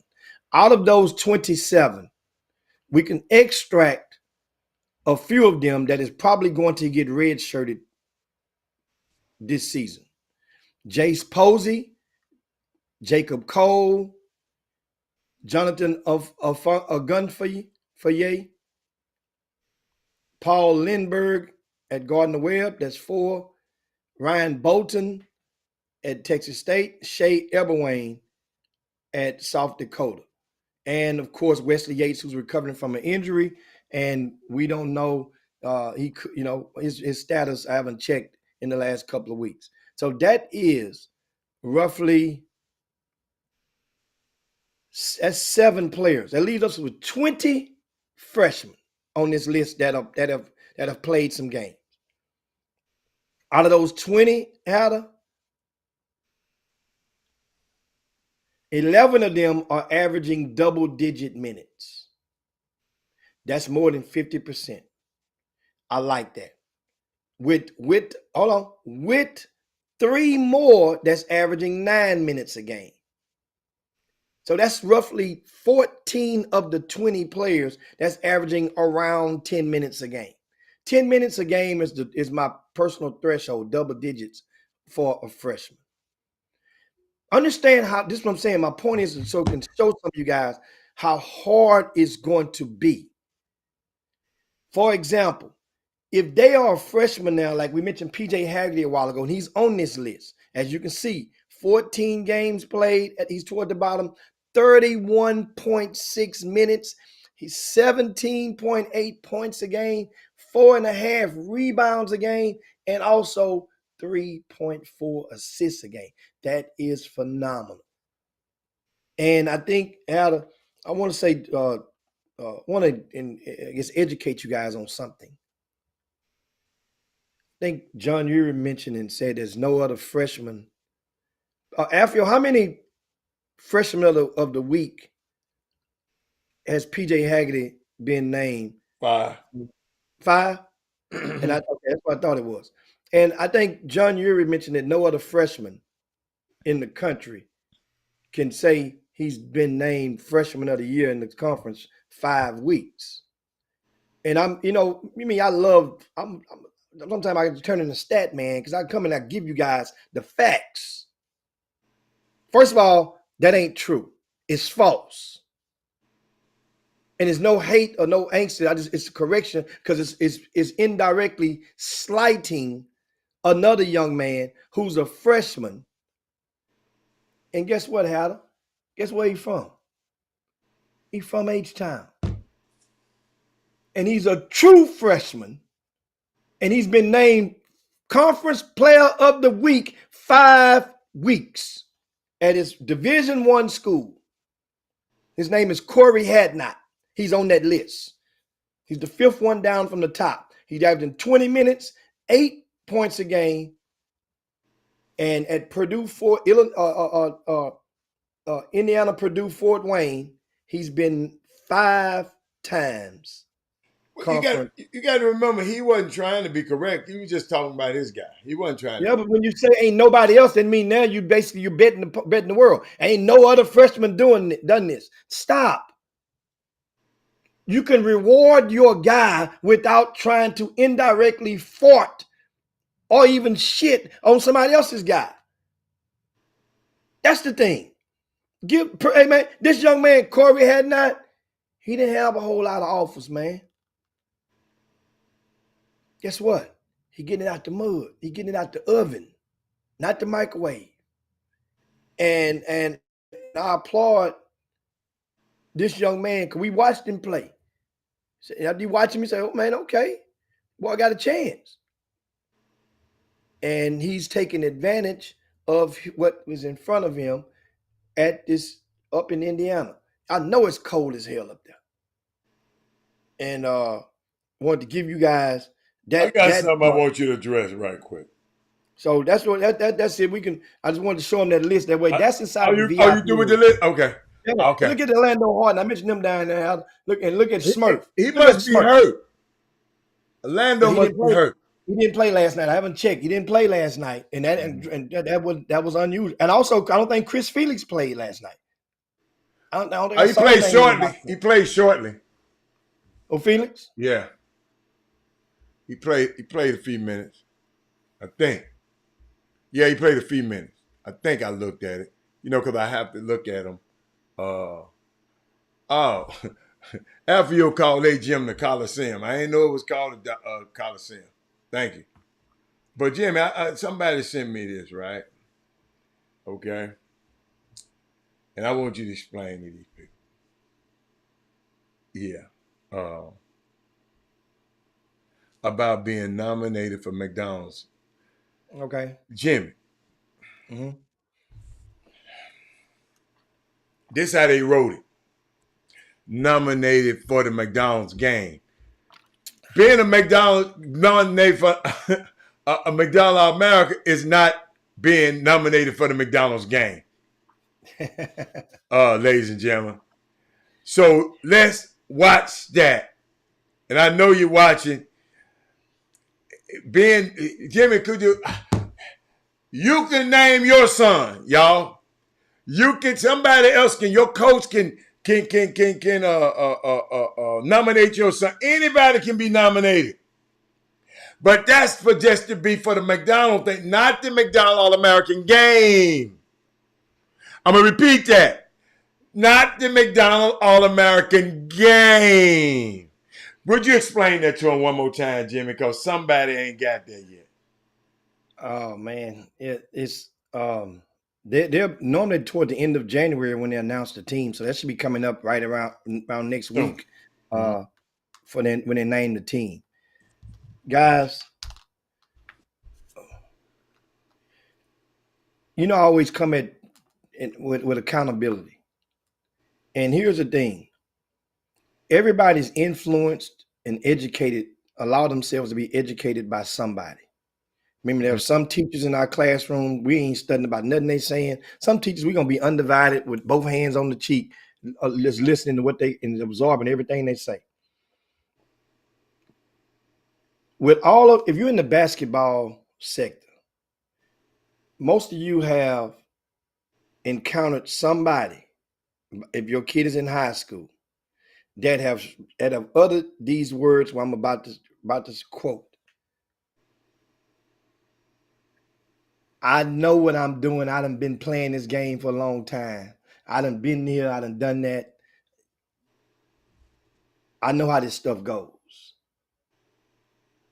You ain't got to listen to them or him or him. I know what I'm talking about. Have you heard somebody say it to you before? So why can't they teach you? Why can't his ass teach you or explain to you how this McDonald's stuff go and they wait or how these rankings go? But they know it all and they got it all mapped out. They can tell you everything. Got 4-5 college coaches in their cell phone, gonna show you them. That's 4-5 coaches. You can't commit to not one of them. Not one of those coaches to take your commitment from your baby. But he gonna show you. That's like me going in my pocket, Howard, and just flashing, and you flashing the bread, right? But you ain't buying nobody nothing. You flashing the bread, but ain't bought nobody nothing. So know what you're doing? Know what you're doing? You begging to get got. You're begging to get robbed. That's what you're doing. You're inviting somebody to get you. So my point back to this, the McDonald's game. Early there are approximately 10,000 kids that are nominated.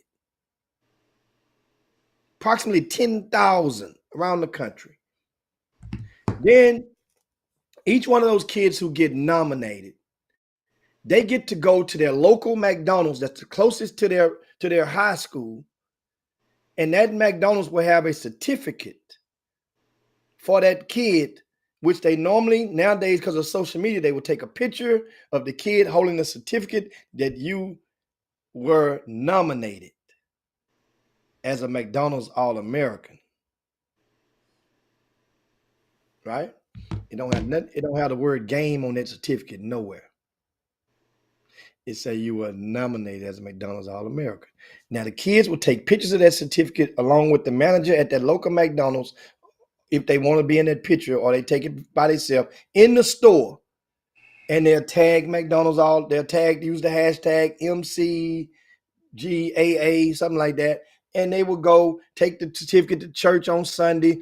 Pastor gonna lengthen the services because they're gonna acknowledge you and make everybody in the church house believe that you've been selected to the McDonald's game. That's when it starts. When the rumors start going around the circle, like in kindergarten, by the time it get back around, it's a whole nother rumor. Adam. I'm gonna object as soon as it happens. I'm gonna say, Pastor, no, man. Then you become the hater for No, I'm correcting. an educator. But that's what I'm saying. Oh yeah. But sometimes the educator becomes hated. Yeah. Because somebody said, man, how do you be hard on these people?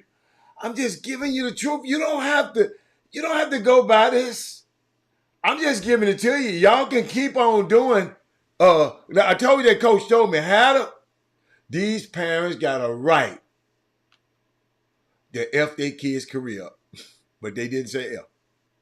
So they got a right to do it. But yeah, that's it, man. And it's just, I mean, we see this stuff every year. We start having this conversation, and people want to wait till afterwards. Man, why so and so they make the McDonald game? Why, why Chris McDermott ain't make the McDonald game? Man, he's good. Man, this Chuck McCown, you're absolutely right. There's local good, regional good, national good. Chris McDermott then went in the national scale, and he's played good there. But sometimes your good ain't good enough. The McDonald's All-American game, you have to realize it is transformed now. What they want to pick the guys that's probably going to have the greatest odds of, number one, of making the NBA so that they can go back and say these were McDonald's. But now what did happen is most of those McDonald's All-Americans are likely to be G League players now than NBA guys. Bunch of. I was just scrolling through the stats the other day, Hannah. I had to stop, man. I just because I can just imagine some of the agony that's in those families. And they probably took loans out or took this and took that and probably thought it was this and got the G League. Dude, I strongly encourage you to go and look up the G League and look at the rosters of the teams. You can go on ESPN or whatever. I'm telling you, man, it's going to knock your socks off. You're going to see the talent on different rosters. I promise you, you're going to notice 3, 4, 5 names on each roster. And these are guys that are right now, about 70% of those feel they have a chance to play in the NBA. Jimmy, look who calling our game when we lost at Southern. That's who was calling our game. But keep going. Hey man, I'm so my heart hurt on Grady, man. Grady, shout out to Grady Dale, man. Legend out of That's my DFW. man. He was calling it right. He was calling it right. You know why I say it? Because at my age, I saw something years ago, and I saw a crease or a right that could have been wrong. I mean, wrong that could have been right. I'm sorry, and that was because I knew Grady had connections with the SWAC referees. Mm-hmm. And so when I made a case, I say, man, just get me in front of them because at the time, how you heard me preach this sermon before about the referee at different summer youth basketball events like Gassos. There are different referee conferences that will have what they call camps. They will have clinics for referees, meaning the referees, the individuals will pay their money to be there. Each one would pay them the money to be there. And then the referee's gonna get paid from the event operator for the games. So they're like a real estate agent hidden from the front end, the buyer and the seller on the opening and the closing of the deal. This is what happened these clinics doing. So my question was, why in the state of Texas, with all these different events, why not give a black man, a black event operator, the opportunity to have one of those referee camps during the live period or during any period in the summer? So they said, well, the spring icebreaker was off because that's during the March Madness, and most of those refs are college refs. So that was the excuse for then. At the time, the GMI was still rocking and rolling. I said, what about the GMI? At the time, there was no excuse for that. He's like, well, man, I'm going to call the guy in the SWAC. We're going to try to make it. Well, let's make it happen. The GMI was rocking. I said, what y'all going to do? Y'all going to wait till GMI loses its steam? Nothing lasts forever. And sure enough, the GMI ain't the same hit now.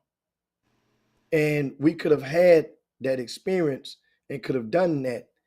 And Grady, you ain't never pulled me through with the person so that I could have pleaded and gave my presentation as to why they could have done so.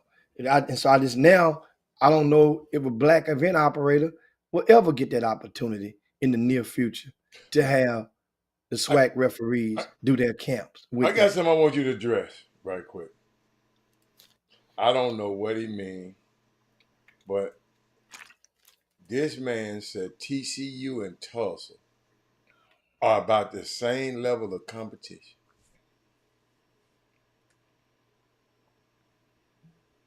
That's absolutely false. It's absolutely false. Absolutely. It's false, man. TCU is I need you to elaborate before I go deeper, Mr. Bishop. Please elaborate on what you meant by the same what you mean? You said no, but you said TCU because he was talking about PJ Haggerty. Yeah, but and he said TCU and Tulsa are the same level of competition, a mid-major. TCU is not a mid-major. Talking about would you say? Hell no, I wouldn't say. TCU, a mid-major?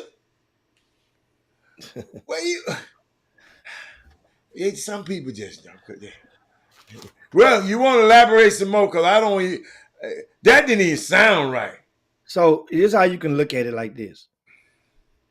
On a good day, there's probably only one player from TCU that can go and start from at Tulsa that can go start at TCU right now. There's probably possibly 5 at TCU that can go start at Tulsa right now. Easy. So you got a possible one that can go start at But TCU. mid majors really high majors and stuff come from budgets.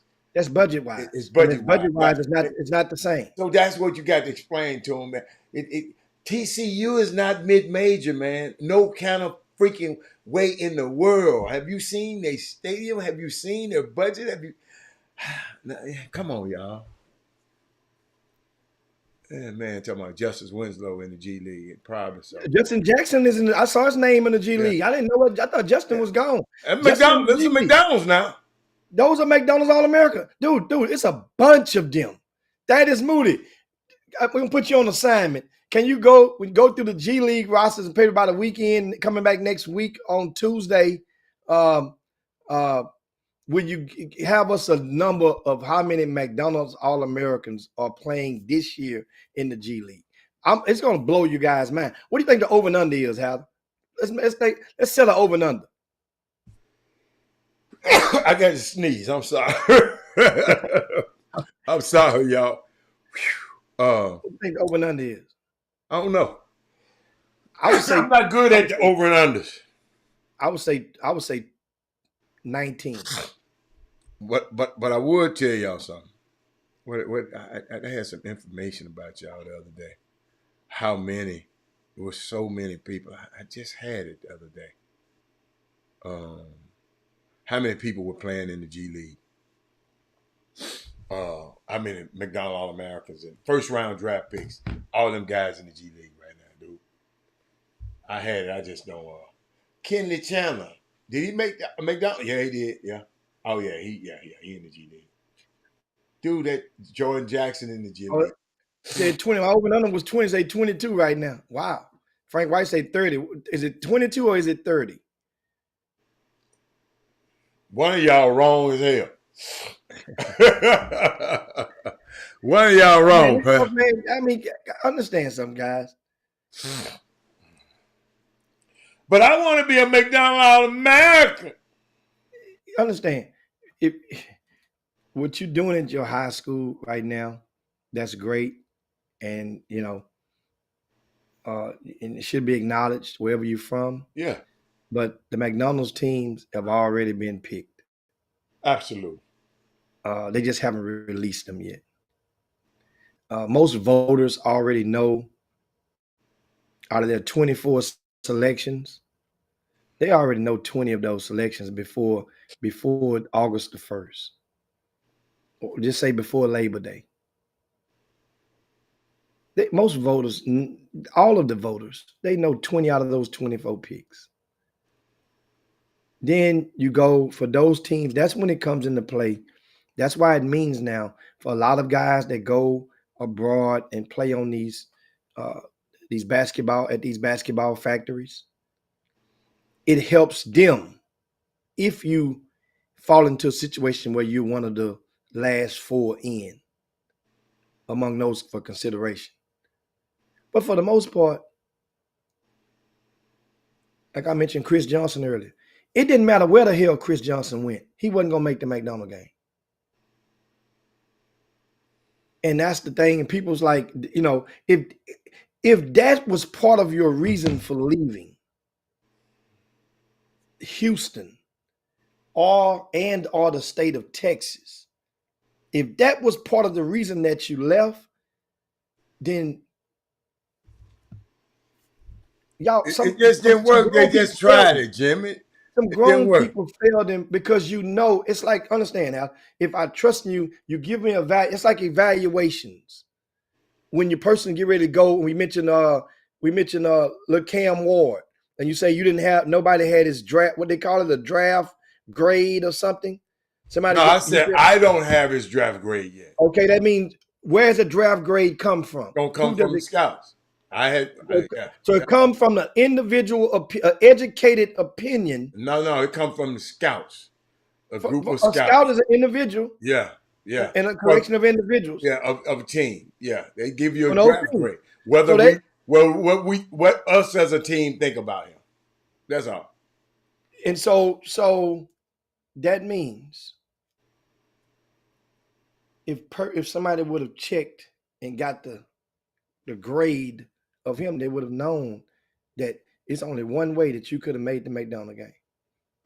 If he was Chris Jones, you had to go out there and lead Montverde in scoring, steals, get a couple of highlight films, be the man, become the man on that team, and then you had a chance. Other than that, you know, okay, it's 22. So that's I said about over and under would be 20. So that's about right. How they say 22. That's a lot, man. And Jimmy, that just show you how competitive the NBA is.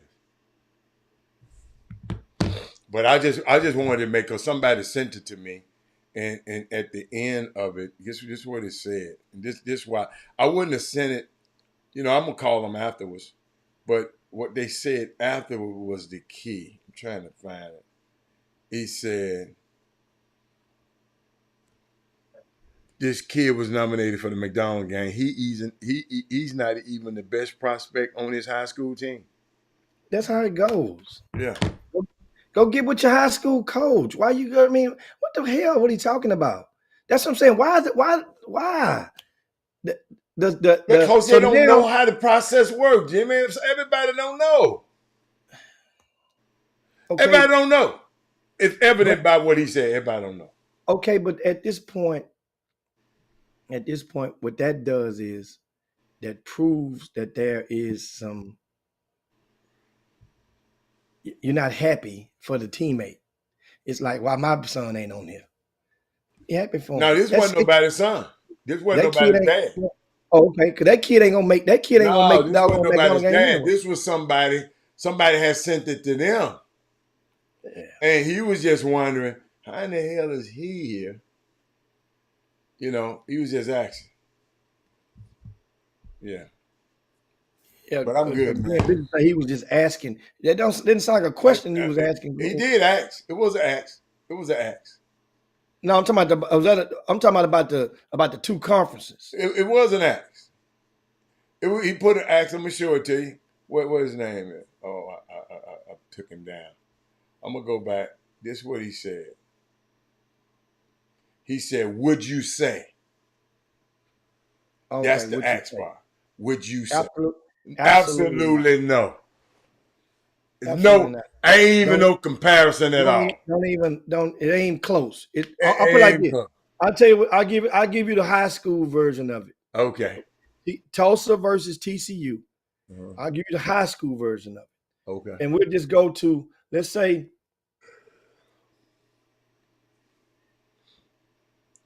we'll try to keep it in the middle where it won't go to the extreme.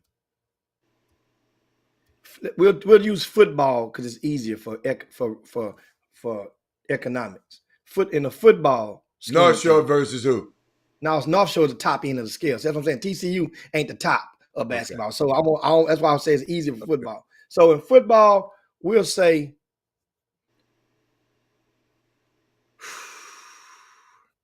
the Woodlands. They have a good team. Sci-Fair football. They went to state a time or two. Like TCU went to state and went to nationals in football last year. So it's Cy Falls versus, and Tulsa would be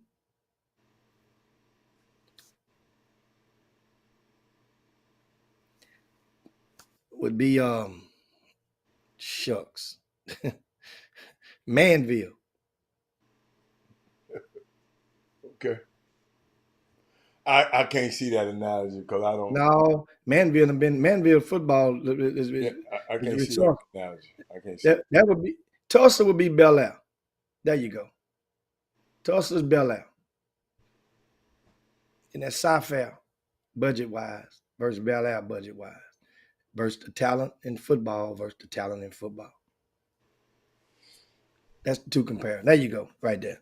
But anyway, guys, speaking of Yeah. today, uh, we got the games to see tonight around the area, and boy, is going down. Where's Third Ward versus Fifth Ward. Yates versus Wheatley, Part 2.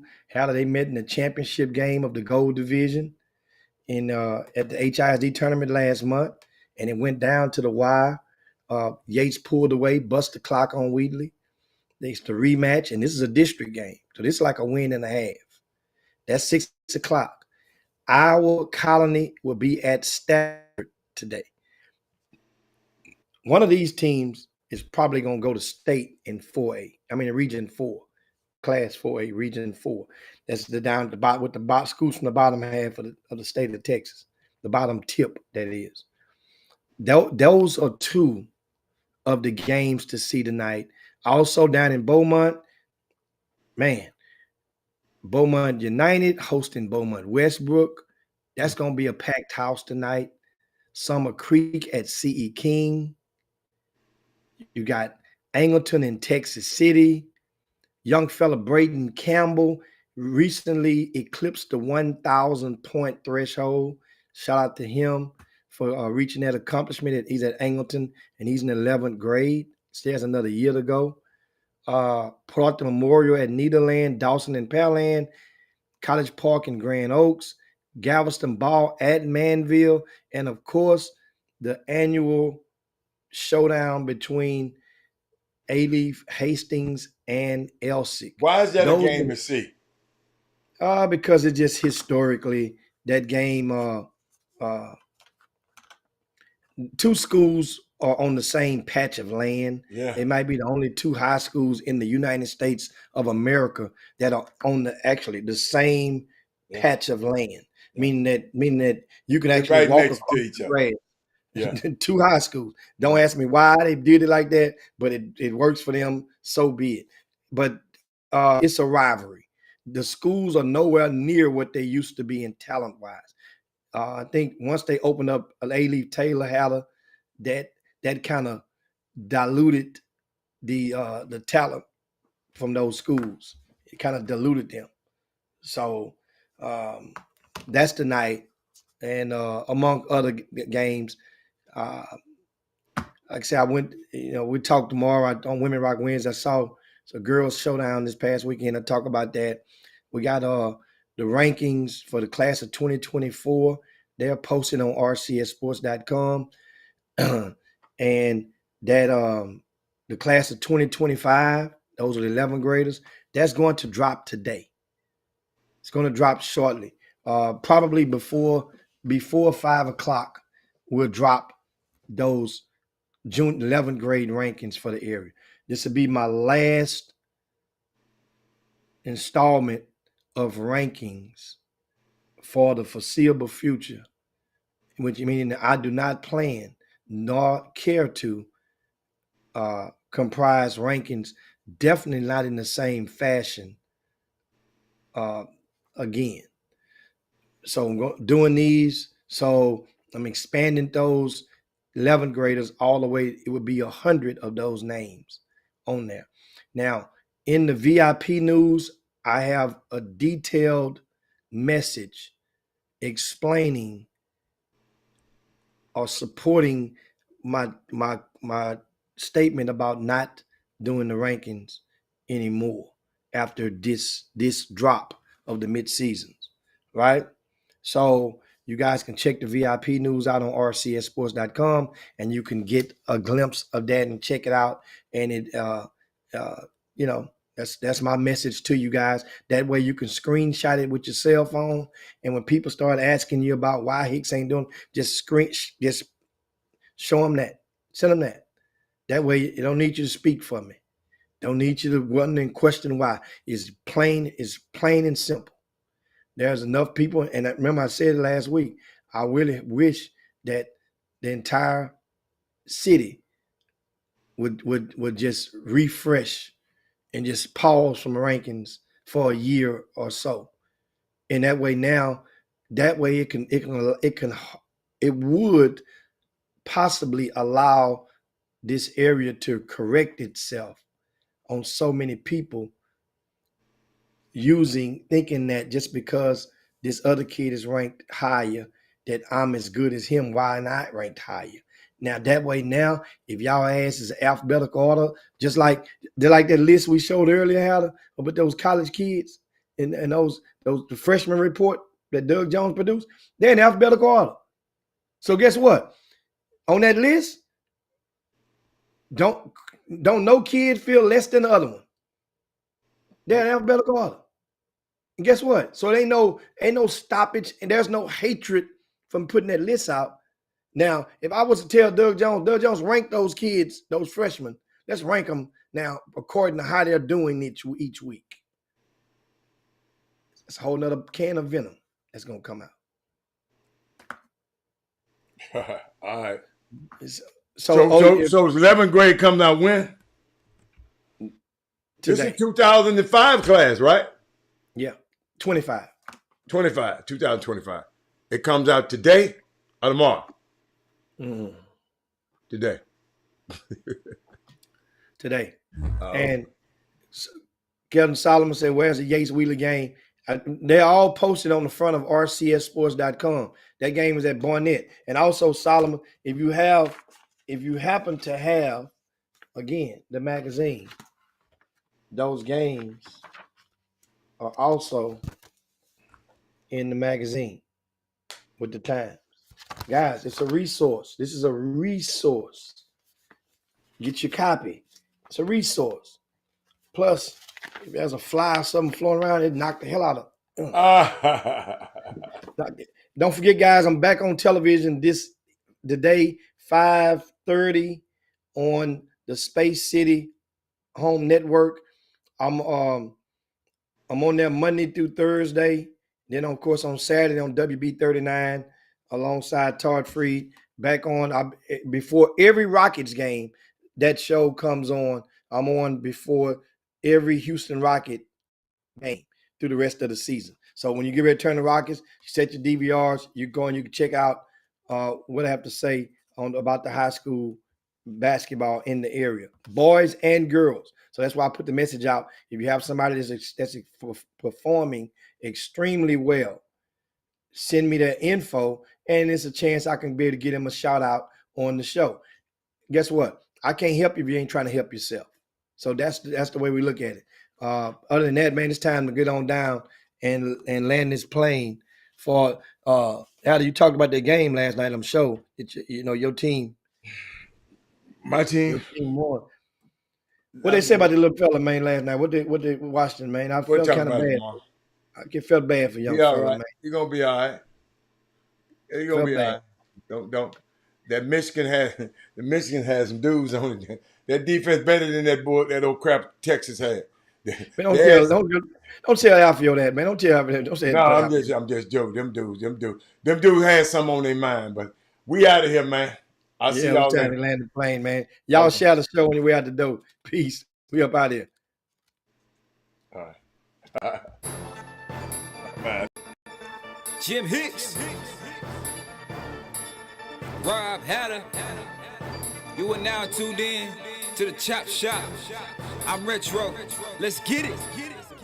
We in the Chop Shop. We live in the Chop Shop. We talking sports talk. We live in the Chop Shop. We in the Chop Shop. I'm talking sports talk. So turn your dials up. It's live in the Chop Shop. We in the Chop Shop. We live.